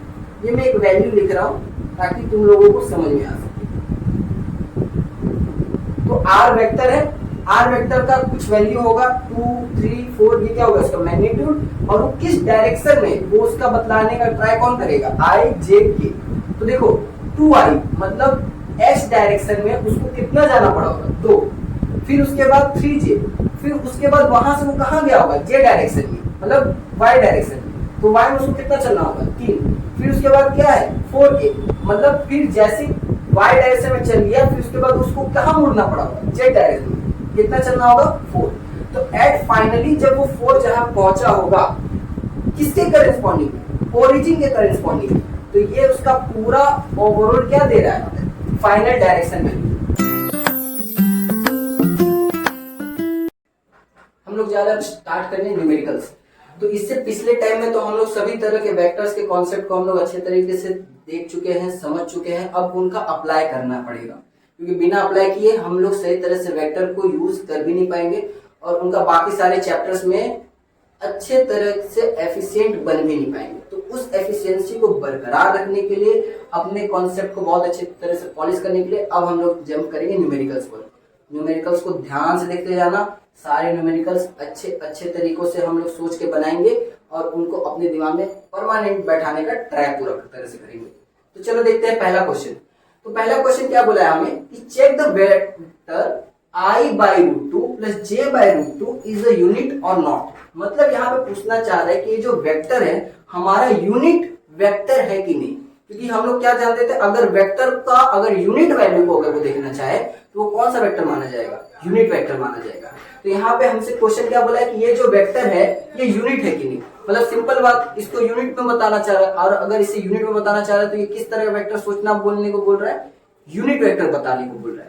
तो यूनिट वेक्टर हम लोग कैसे समझेंगे कि अगर इस वेक्टर का वैल्यू तुम्हें 1 मिलेगा तो ही ये यूनिट वेक्टर माना जाएगा। यूनिट वेक्टर किसे कहते थे, जिसका वैल्यू 1 हो और वो उसी डायरेक्शन में वर्क करे। तो यहाँ पे डायरेक्शन से तो कोई मतलब नहीं होगा, लेकिन अगर वैल्यू हमारा 1 यूनिट मिल जाएगा तो हम लोग कह सकते हैं कि ये वेक्टर यूनिट जैसा बिहेवियर दिखा सकता है। तो चलो चेक करते हैं। तो ये वेक्टर का क्या पोर्शन दिख रहा है, एक्स वाला पोर्शन, ये वेक्टर का क्या दिख रहा है, वाई वाला पोर्शन। तो वेक्टर का वैल्यू निकालने के लिए हम लोग कौन सा फॉर्मूला यूज करते थे, मॉड्यूलस। क्या यूज करते थे, मॉड्यूलस। तो मान लेते हैं ये वेक्टर हमारा क्या है, ए है। लेट कर लेते हैं ये हमारा वेक्टर ए है, i/√2 प्लस j/√2। ये वेक्टर को हम लोग मान लेते हैं एक ए। तो ए का हमें क्या निकालना पड़ेगा, मॉड्यूलस। तो मॉड्यूलस के लिए क्या करते थे, दो को पैरेलल लाइंस लगा देते थे, और मॉड्यूलस का फॉर्मूला क्या होता था, x², y² z²। ये फॉर्मूला होता था। x मतलब i का वैल्यू कितना है, 1/√2 है ना, 1/√2। अब फिर उसका क्या है, स्क्वायर, प्लस y का मान कितना है, 1/√2। तो क्या होगा, 1/√2 का स्क्वायर। z है नहीं तो 0। तो वैल्यू कितना हो जाएगा, 1/√2 मतलब हाफ, प्लस हाफ, और 0 मतलब तो कुछ नहीं। तो क्या हाफ और हाफ जुड़ के कितना मिल जाएगा, √1। और √1 का वैल्यू कितना होता है, 1। मतलब कि हमारा जो मॉड्यूलस वैल्यू है वो कितना आएगा, 1। तो अगर कोई वेक्टर का वैल्यू एकदम 1 ही है तो वो कैसा बिहेवियर दिखा सकता है, यूनिट वेक्टर जैसा बिहेवियर दिखा सकता है। मतलब कि ये हमारा यूनिट वेक्टर माना जाएगा, मतलब ये करेक्ट है। अब हम लोग सेकंड क्वेश्चन पे आते हैं। सेकंड क्वेश्चन में अब हमने पूछा कि अगर यूनिट वेक्टर पता करना हो किसका, 4i-3j प्लस के। यहाँ पे हमें चेक नहीं करना है, यहाँ पे हमें चेक करना था, इसलिए हमने मॉड्यूलस निकाल के वैल्यू देखा कि 1 आ रहा है कि नहीं। तो अगर हमें चेक नहीं करना होगा, हमें उसका क्या निकालना पड़ेगा, वैल्यू निकालना पड़ेगा। तो यूनिट वेक्टर का वैल्यू निकालने का फॉर्मूला क्या होता था, वेक्टर का।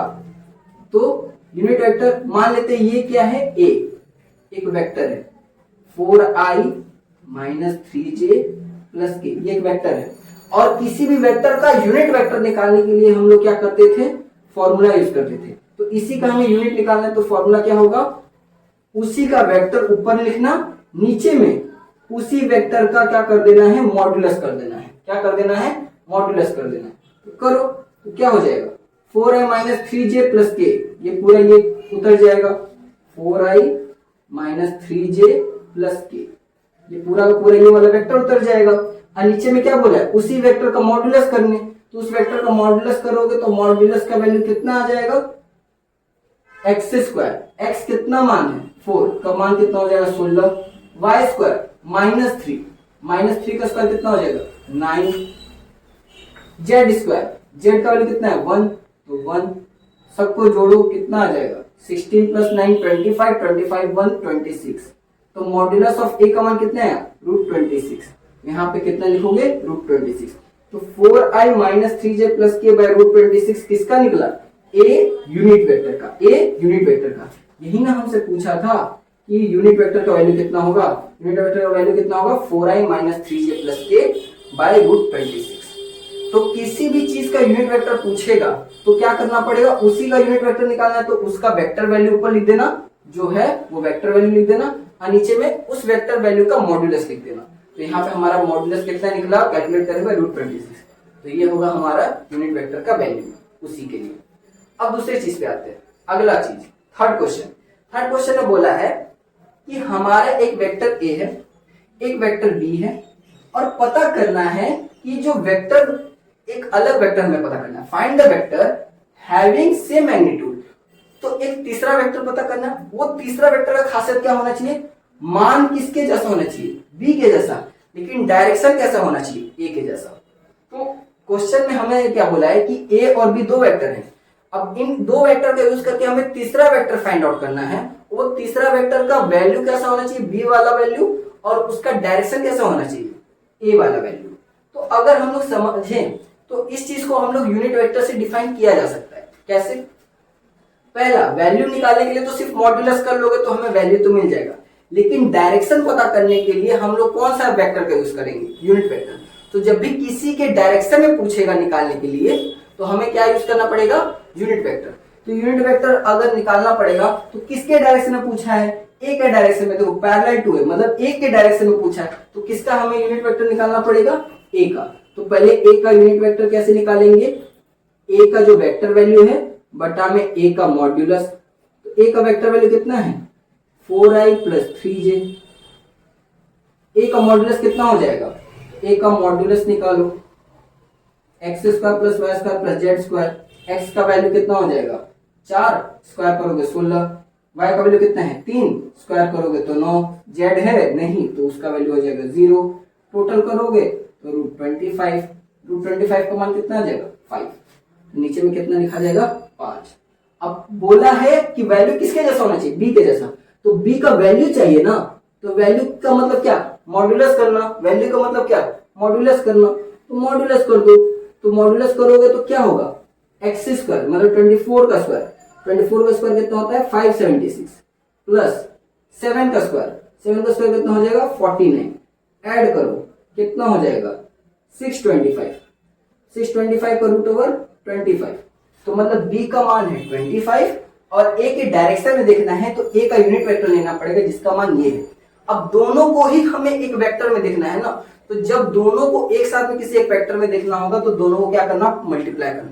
दोनों को क्या करना, मल्टीप्लाई करना। तो जो तीसरा वेक्टर होगा, मान लेते वो वेक्टर हमारा सी होगा, तो वो कैसे मिलेगा, बी का वैल्यू कितना 25, उसके साथ किसको इंटू करना पड़ेगा, ए के डायरेक्शन को। तो ए का डायरेक्शन कितना है 4i प्लस 3j बाई 5। ए का डायरेक्शन हो गया और बी का वैल्यू हो गया। तो कैलकुलेट करो, तो 5 बार कट गया, कितना आया 20i प्लस 15j। तो ये हमारा क्या होगा, वो नया वेक्टर जिसका वैल्यू बी के जैसा होगा और डायरेक्शन ए के जैसा होगा। तो हमारा फाइनल आंसर उसका क्या मिलेगा, 20i प्लस 15j मिलेगा। क्या मिलेगा, 20i प्लस 15j। क्लियर। अब आते हैं हमारे चौथे क्वेश्चन पर। चौथा क्वेश्चन क्या बोला है, find the sum of a vector a and b in a given figure. तो हमें सम निकालना है किसी वेक्टर का, तो वेक्टर का सम निकालना है और हमें वो फिगर दे दिया। ये फिगर देखो ए और बी का दे दिया वेक्टर, इसका हमें क्या निकालना है, सम। सम को दूसरे भाषा में क्या कहते थे, रिजल्टेंट। क्या कहते थे, रिजल्टेंट। तो साथ ही साथ वैल्यू निकालना है और उसका डायरेक्शन भी निकालना है। किसका डायरेक्शन, उस सम का डायरेक्शन निकालना है।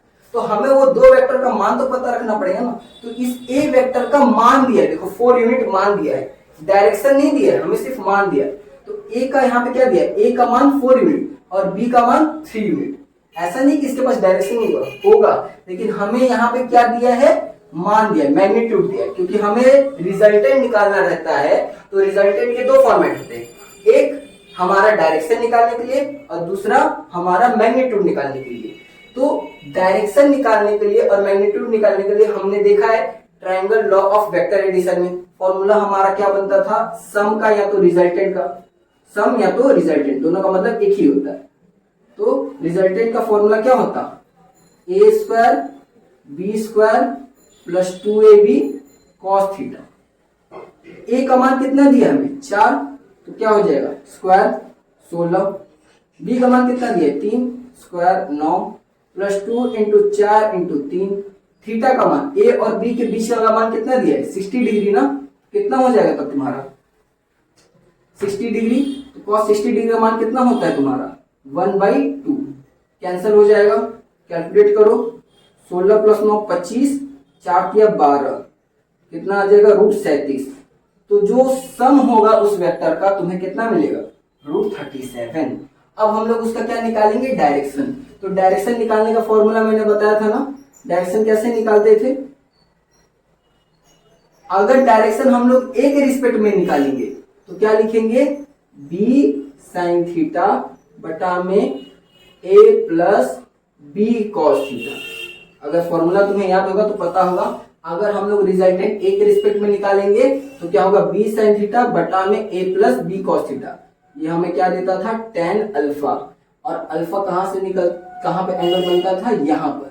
ये वाला एंगल क्या बनता था, अल्फा। और ये वाला क्या होता था हमारा रिजल्टेंट। तो अल्फा किसके साथ बन रहा है, ए के साथ, तो ये वाला ए का फॉर्मूला होगा। तो हम लोग ए के बेस पे भी निकाले तो क्या हो जाएगा, बी का मान कितना है, ये क्या बोल रहे हैं यहाँ पे बी का मान, तो बी का मान कितना है 3 साइन थीटा, थीटा का मान कितना है 60 डिग्री, तो साइन 60 का मान कितना हो जाएगा √3/2 बटा में ए का मान कितना है 4, बी का मान कितना है 3, cos 60 का मान कितना हो जाएगा 1/2।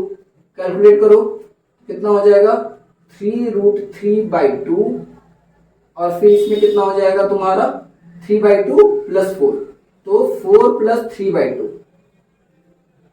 अगर सही से कैलकुलेट करो तो 2 चौके 8 या 11, तो 3√3/2 बटा में 11/2, 2 से 2 कट गया तो क्या मिला 3√3/11। तो tan अल्फा का मान कितना मिल जाएगा हमें, tan अल्फा का मान कितना मिल जाएगा 3√3/11। तो ये हमें tan अल्फा का मान मिला, एंगल नहीं। तो एंगल के लिए क्या करना पड़ेगा, tan को उधर भेजना पड़ेगा। tan को उधर भेजोगे तो अल्फा बराबर क्या मिल जाएगा, tan इनवर्स 3√3/11। अब अगर ये वैल्यू कैलकुलेटेबल रहता तो हम लोग इसका डायरेक्ट एंगल लिख देते, लेकिन ये कैलकुलेटेबल नहीं है तो हम लोग इसको यहाँ पे रख के छोड़ सकते हैं। जो ऑप्शन में रहेगा तुम टिक मार के आगे बढ़ सकते हो। क्लियर। लास्ट 5 क्वेश्चन नंबर देखते हैं।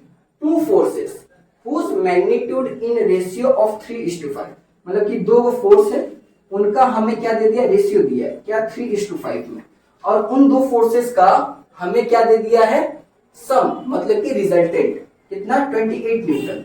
और बोला है वो जो रिजल्टेंट होगा उन 2 फोर्सेस के बीच में तो कुछ तो एंगल होगा ना, जैसे ये 2 वेक्टर के बीच में कुछ एंगल था, वैसे उन 2 फोर्सेस के बीच में एंगल होगा। वो एंगल कितना का है 60 डिग्री का। तो 60 डिग्री के एंगल पर 3:5 के रेशियो में उन्हें बांटा गया, तो तुम्हें रिजल्टेंट कितना मिल रहा है 28। तो पूछा है कि इंडिविजुअल मान कितना होना चाहिए, ये तो रेशियो में है, वैल्यू नहीं ना, तो हमें क्या करना पड़ेगा, वैल्यू निकालना पड़ेगा। किसकी सहायता से, रेशियो की सहायता से। तो चलो ट्राई करते हैं। तो मान लेते हैं कि 3:5 है, ए का मान क्या हो जाएगा 3x और बी का मान कितना हो जाएगा 5x। देखो हमें जब किसी का मान पता नहीं रहता तो उसके साथ में एक एक्स्ट्रा फैक्टर मल्टीप्लाई कर लेते हैं ताकि हमें वैल्यू क्लियर दे सके। तो इस टू अगर रेशियो में जब भी रहेगा तो मान लो उन दोनों में x मल्टीप्लाई कर दो और फिर दोनों को अलग कर दो, तो मान लो a का मान 3x हो जाएगा और b का मान 5x हो जाएगा। क्लियर। तो a का मान अगर हम 3x मान लिए, पहले वाले को a मान लिए, दूसरे वाले को b मान लिए, इस तरह उल्टा भी कर सकते हो, कोई दिक्कत नहीं है। ठीक है, ध्यान देना, तुम उल्टा भी लिख सकते हो, कोई दिक्कत नहीं है। a का मान 5x लिख सकते हो और b का मान भी 3x लिख सकते हो, कोई प्रॉब्लम नहीं है, कोई फर्क नहीं पड़ने वाला। तो a का मान मैंने 3x कंसीडर कर लिया और b का मान मैंने 5x कंसीडर कर लिया। अब रिजल्टेंट, मतलब अगर इन दोनों का अगर मैं रिजल्टेंट निकालना चाहूं तो मुझे कितना मिलेगा 28। तो रिजल्टेंट का फॉर्मूला क्या होता है, रिजल्टेंट का फॉर्मूला क्या होता है, वेक्टर में r equals a² b² plus 2ab cos theta. r का मान कितना है 28, यही ना है रिजल्टेंट 28 इक्वल्स a हम लोग कितना माने 3x, तो कितना हो जाएगा 9x का स्क्वायर, b का मान कितना माने 5x 25x का स्क्वायर प्लस 2 3x 5x और थीटा एंगल कितना है 60, तो cos 60 का मान कितना हो जाएगा 1/2, 2 से ये 2 कैंसल, तो कितना हो जाएगा 9x² plus 25x² 34x² plus 3 into 5 कितना हो जाएगा 15x², इधर 28, ये रूट है ना, इसको दे दो तो क्या हो जाएगा 28 का स्क्वायर, इधर 34 और 15 कितना हो जाएगा 49x²। अब यहां पे ध्यान से देखो, तो 28 का स्क्वायर बटा में 49 इक्वल्स x² नहीं माना जा सकता, अगर ढंग से देखो। अब x² का स्क्वायर को उधर रूट चढ़ा देंगे तो क्या हो जाएगा 28 का स्क्वायर बटा में 49, तो स्क्वायर और रूट कैंसिल हो जाएगा ना, स्क्वायर और रूट क्या हो जाएगा कैंसिल हो जाएगा, तो बचेगा 28 और 49 का रूट कितना हो जाएगा 7, x इज इक्वल 28/7, कैंसिल हो गया 4, तो x का मान कितना आ गया 4, तो a का मान कितना हो जाएगा, a का मान, x का मान अगर 4 है तो a का मान कितना हो जाएगा बताओ, 3 इंटू 4 12, और b का मान कितना है 5x, मतलब 5 इंटू 4 20 न्यूटन, ये न्यूटन, क्योंकि ये दो फोर्सेस थे ना, फोर्स का यूनिट क्या होता है न्यूटन, तो a का मान कितना होना चाहिए 12 न्यूटन और b का मान कितना होना चाहिए 20 न्यूटन। अगर इन दोनों को रेशियो में रखना चाहो, रखो रेशियो में 12:20, काटो कितना होगा 3:5 आएगा, मतलब तुम्हारा जो वैल्यू आया है एकदम करेक्ट है। क्लियर, तो यहाँ पे हम लोग और 5 क्वेश्चन देखे हैं, इसके आगे भी हम लोग थोड़े से क्वेश्चन देखेंगे ताकि हमारा और कॉन्सेप्ट क्लियर हो सके। तो हम लोग इससे पिछले वाले में हम लोग कुछ क्वेश्चन देखे थे, अब उसके आगे का हम लोग क्वेश्चन देखते हैं कि कौन कौन से सारे क्वेश्चन हम लोग को बनाने और इंपॉर्टेंट हो सकते हैं। तो 6 नंबर क्वेश्चन देखो, find the angle that the vector 2y + 3j - k makes angle with y axis. तो हमें ये पता करना है कि ये जो वेक्टर है y एक्सिस के साथ कितना एंगल बना सकता है, क्योंकि ये जो वेक्टर में अगर तुम ध्यान से देखो i j k ये तीनों एक्सिस में कंसीडर हो रहा है, तीनों एक्सिस में कंसीडर हो रहा है, तीनों कोऑर्डिनेट में है, लेकिन हमें इन तीनों कोऑर्डिनेट में इसको नहीं देखना है, हमें सिर्फ इंडिविजुअल y एक्सिस में देखना है। तो y एक्सिस के लिए ही हमें अगर इसका एंगल देखना होगा तो हम लोग कैसे कैलकुलेट करेंगे, तो इसके लिए मैं आप लोगों को बता चुका था कि कॉस वाला फॉर्मूला हम लोग चेक करते थे, रेक्टेंगुलर कंपोनेंट वाला। तो रेक्टेंगुलर कंपोनेंट का फॉर्मूला कैसे होता था, अगर ध्यान दोगे ये वाला, तो इसमें हम लोग जो ये पोजीशन है रिजल्टेंट वेक्टर का, ये क्या होता था x एक्सिस, ये क्या होता था y एक्सिस, ये क्या होता था z एक्सिस। तो जिसके साइड में हम लोग एंगल को देखते थे, मान लो ये एंगल अल्फा है, z के साथ बन रहा है, ये वाला एंगल बीटा है, x के साथ बन रहा है, ये वाला एंगल गामा है, y के साथ बन रहा है। तो हम लोग जिसके करस्पॉन्डिंग में देखते थे वो हमें क्या देता था, उसका एंगुलर वैल्यू।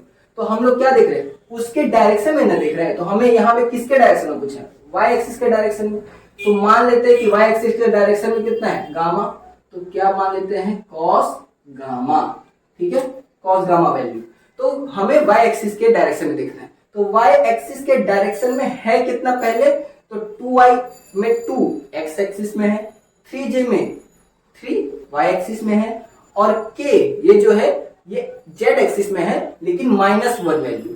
तो हमें किसके कंपैरिजन में करना है, x y z में किसका कंपैरिजन के साथ करना है, y के साथ। y के साथ एंगल क्या बना था गामा, तो गामा के साथ देखेंगे, तो गामा के साथ वैल्यू कितना है 3, तो ऊपर में हम लोग क्या लिखेंगे, फॉर्मूला क्या होता था r/, बटा में r वेक्टर का मॉड।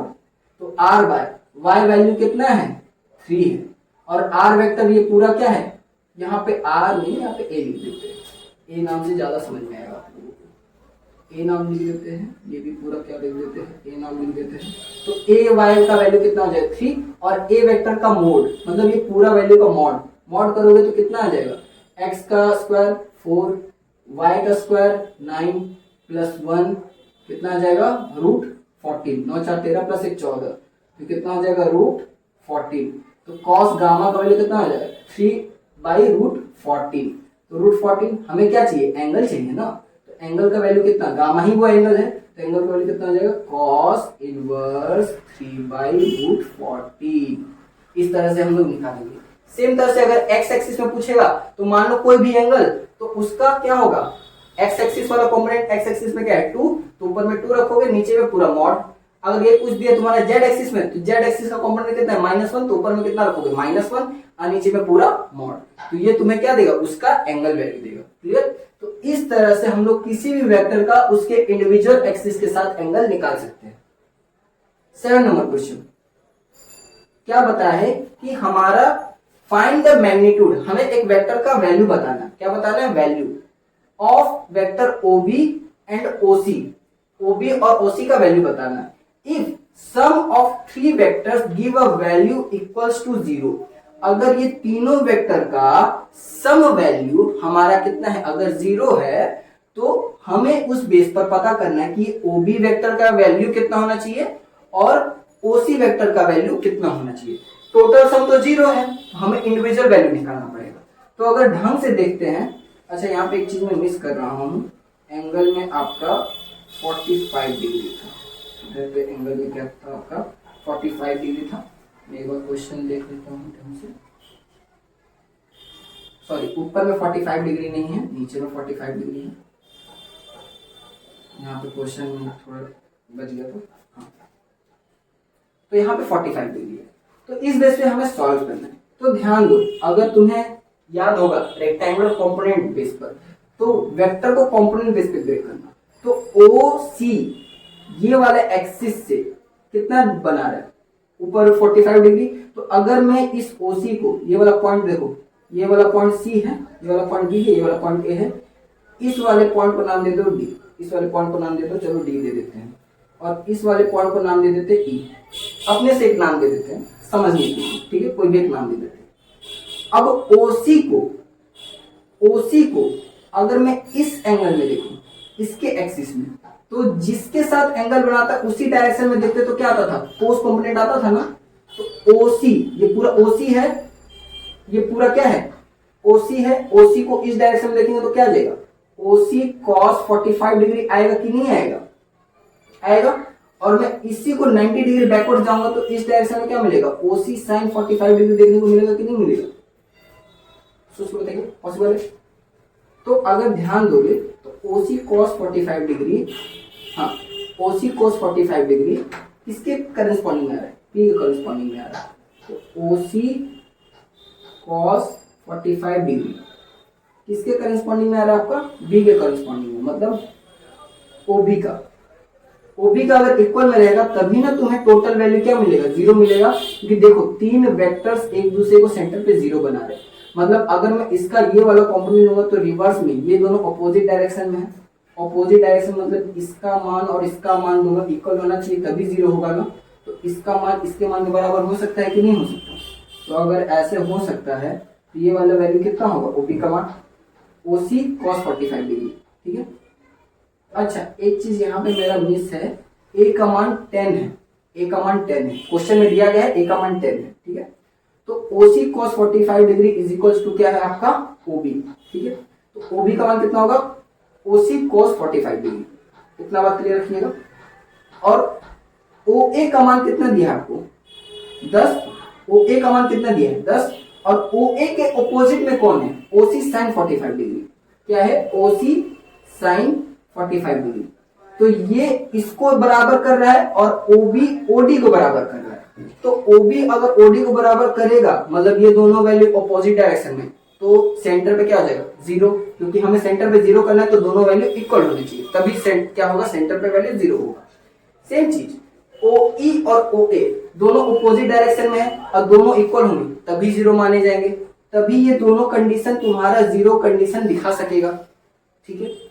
तो अब देखो ओ ए का मान तो 10 है ना, तो ओ ए का मान अगर 10 है तो ओसी साइन 45 का मान कितना होता है, 1/√2 होता है कि नहीं। तो ओसी का मान कितना होगा, 10√2 होगा कि नहीं।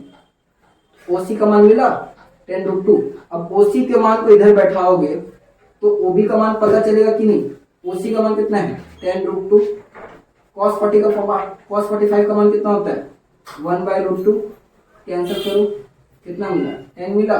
ओबी का मान कितना आ जाएगा 10 और ओसी का मान कितना आ जाएगा 10√2। ये ध्यान रखना, यहाँ पर हमारा सेंटर में वैल्यू क्या बोल दिया है, जीरो हो जाना चाहिए।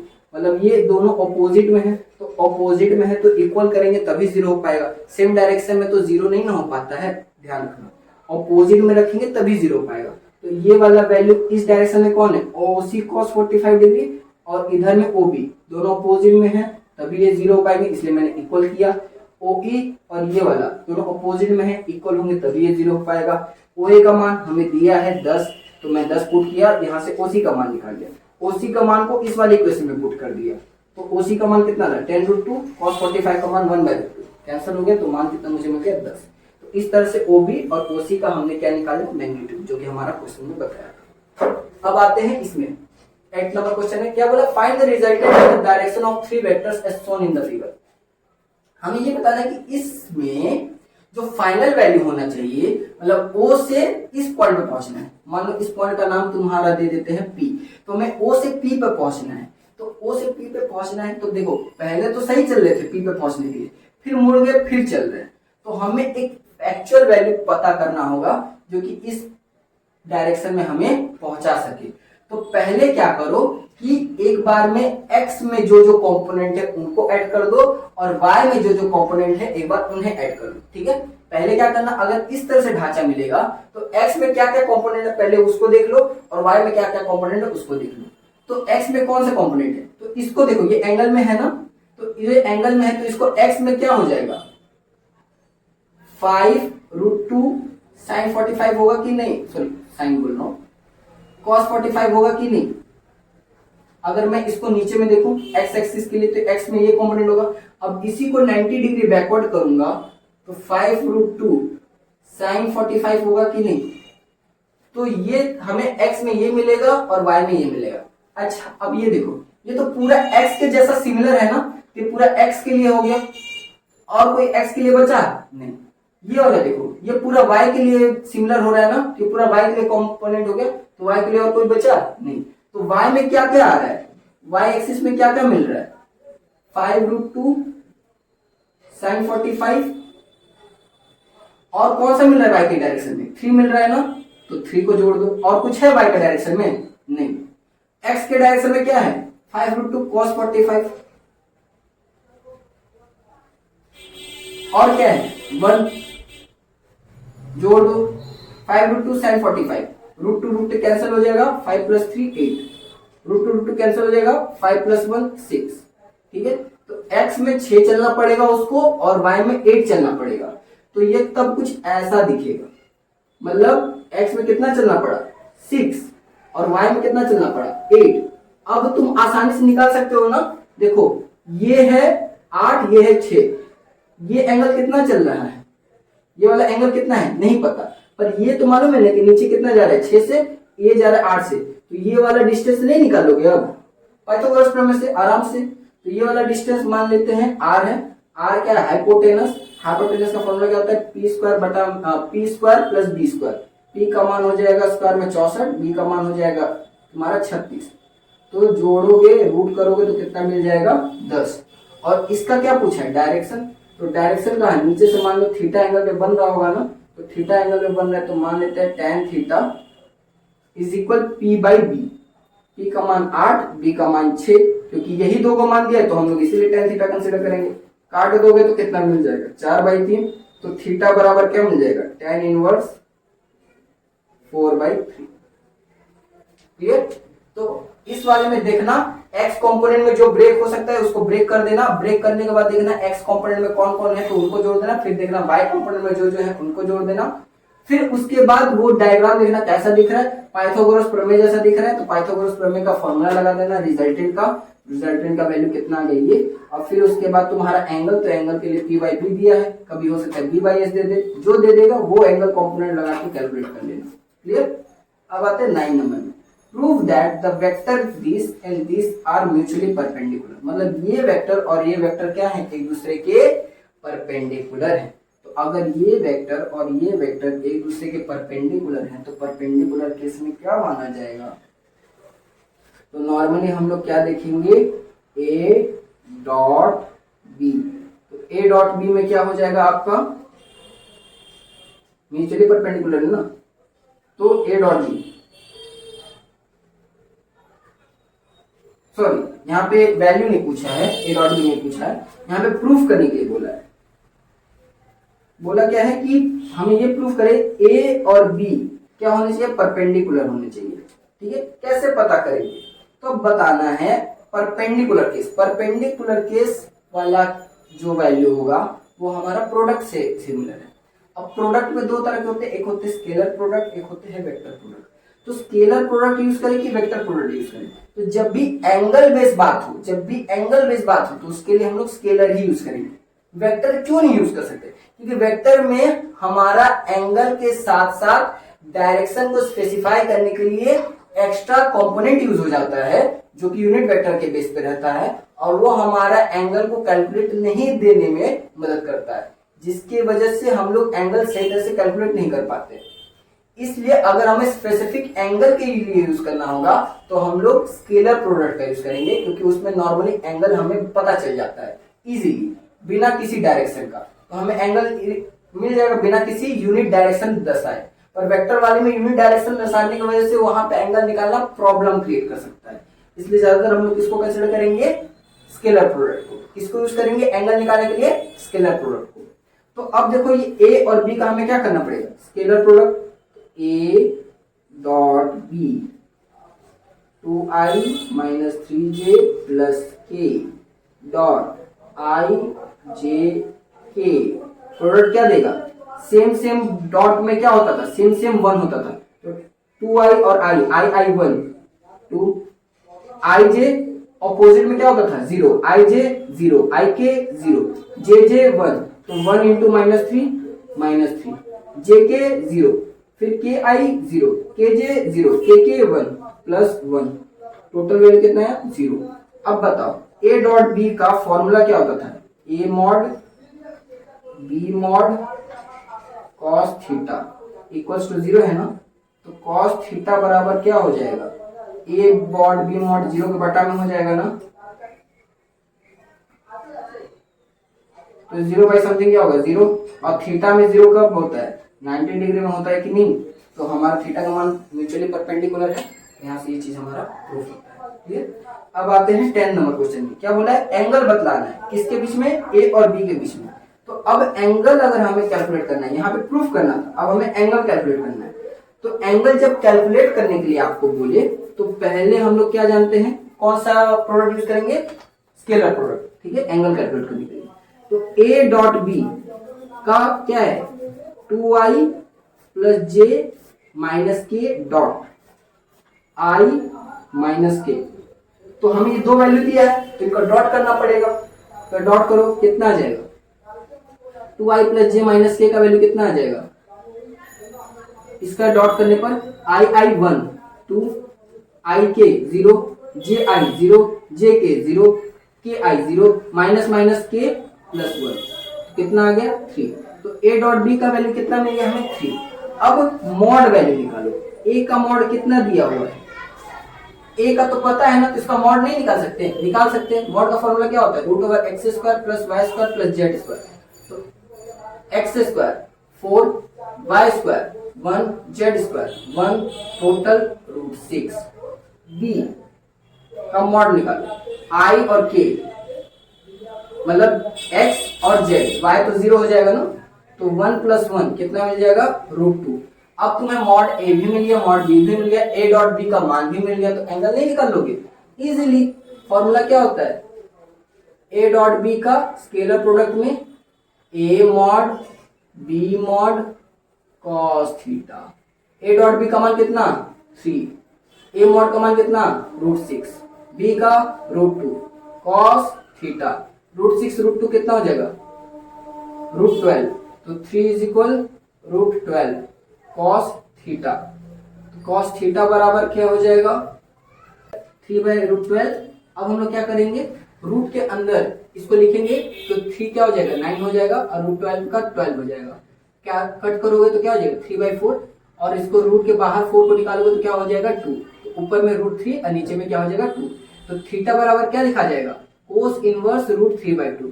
अब कॉस का किस में एंगल रूट 3 बाई 2 होता है 30 डिग्री में। तो एंगल का मान हमारा कितना हो जाएगा 30 डिग्री। 11 नंबर पे यहाँ तक हम लोग का पूरा जितना भी बेसिक के साथ और अच्छे तरीके से हमारा वेक्टर का सारा कॉन्सेप्ट क्लियर हो जाएगा। तो देखो क्या बोला है कि ए वेक्टर दिया है बी वेक्टर दिया है, हमें इसका एरिया ऑफ ट्रायंगल पता करना है। तो एरिया ऑफ ट्रायंगल का फॉर्मूला क्या होता था, एरिया ऑफ ट्रायंगल का फॉर्मूला अगर ध्यान से आपको याद होगा तो 1/2 ए क्रॉस बी। तो ए क्रॉस बी का फिर हमें क्या करना पड़ेगा मॉड करना पड़ेगा।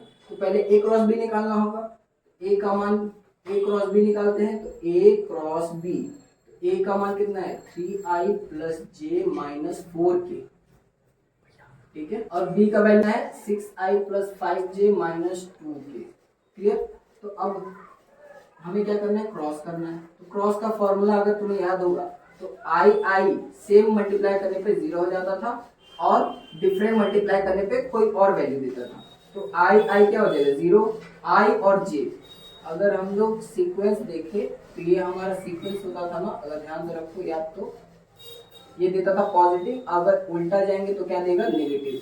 तो आई और जे को मल्टीप्लाई करोगे तो क्या देगा पॉजिटिव में के तो 3 6 18 के जे और जे को मल्टीप्लाई करोगे तो 0 मिल जाएगा, सॉरी आई 0, आई जे के दे दिया, और आई के उल्टा जा रहे हो ना, आई के बाद के जा रहे हो तो उल्टा जा रहे हो तो माइनस में जे देगा, तो 3 इंटू माइनस टू माइनस 6, और माइनस 6 इंटू माइनस जे क्या हो जाएगा प्लस 6 जे, क्लियर। फिर जे आई, जे के बाद आई उल्टा जा रहे हो ना, देखो उल्टा जा रहे हो ना तो माइनस के, तो जे आई माइनस के और माइनस के प्लस 6 तो माइनस 6 के, ठीक है। जे जे क्या हो गया 0, और जे के क्या देगा आई देगा पॉजिटिव में, क्या हो जाएगा -2 आई।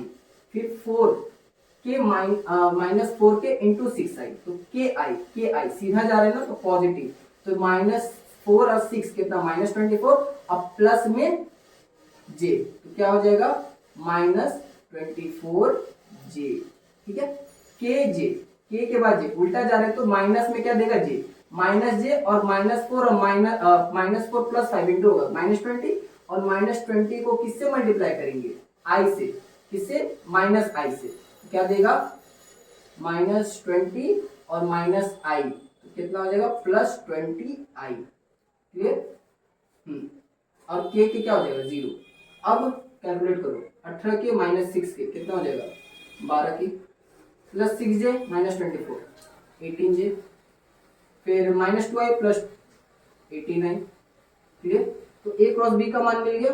अब ए क्रॉस बी का क्या करना है, मॉड करना है ना, ए क्रॉस बी का क्या करना है मॉड करना है। मॉड करने का मतलब क्या, √x² + y² + z², 18 का स्क्वायर 324, फिर y का स्क्वायर 324 प्लस इसका 144, 18 का स्क्वायर कितने होता है ना, कर लेते हैं 8 8 64 4, 8 1 8 से 14, 8 1 4 2 3, हाँ सही, 324 प्लस 324 और 144 कितना हो जाएगा 4 4 8 8 4 12 के 2 2 तो 4 4 4 8 1 9 और 3 3 6 1 7 792।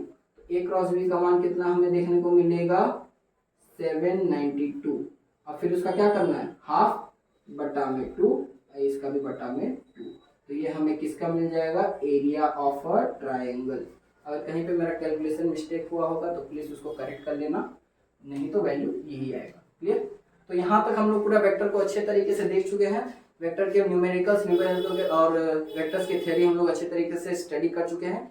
इन्हीं चीज को रिपीट रखना और ट्राई करना कि जितना हो सके इन्हें रिवीजन में रखा करो, और इसी बेस पे बाकी सारे न्यूमेरिकल्स ट्राई करना बनाने का, जो कि सब इसी कॉन्सेप्ट पे होंगे, ठीक है। Keep study.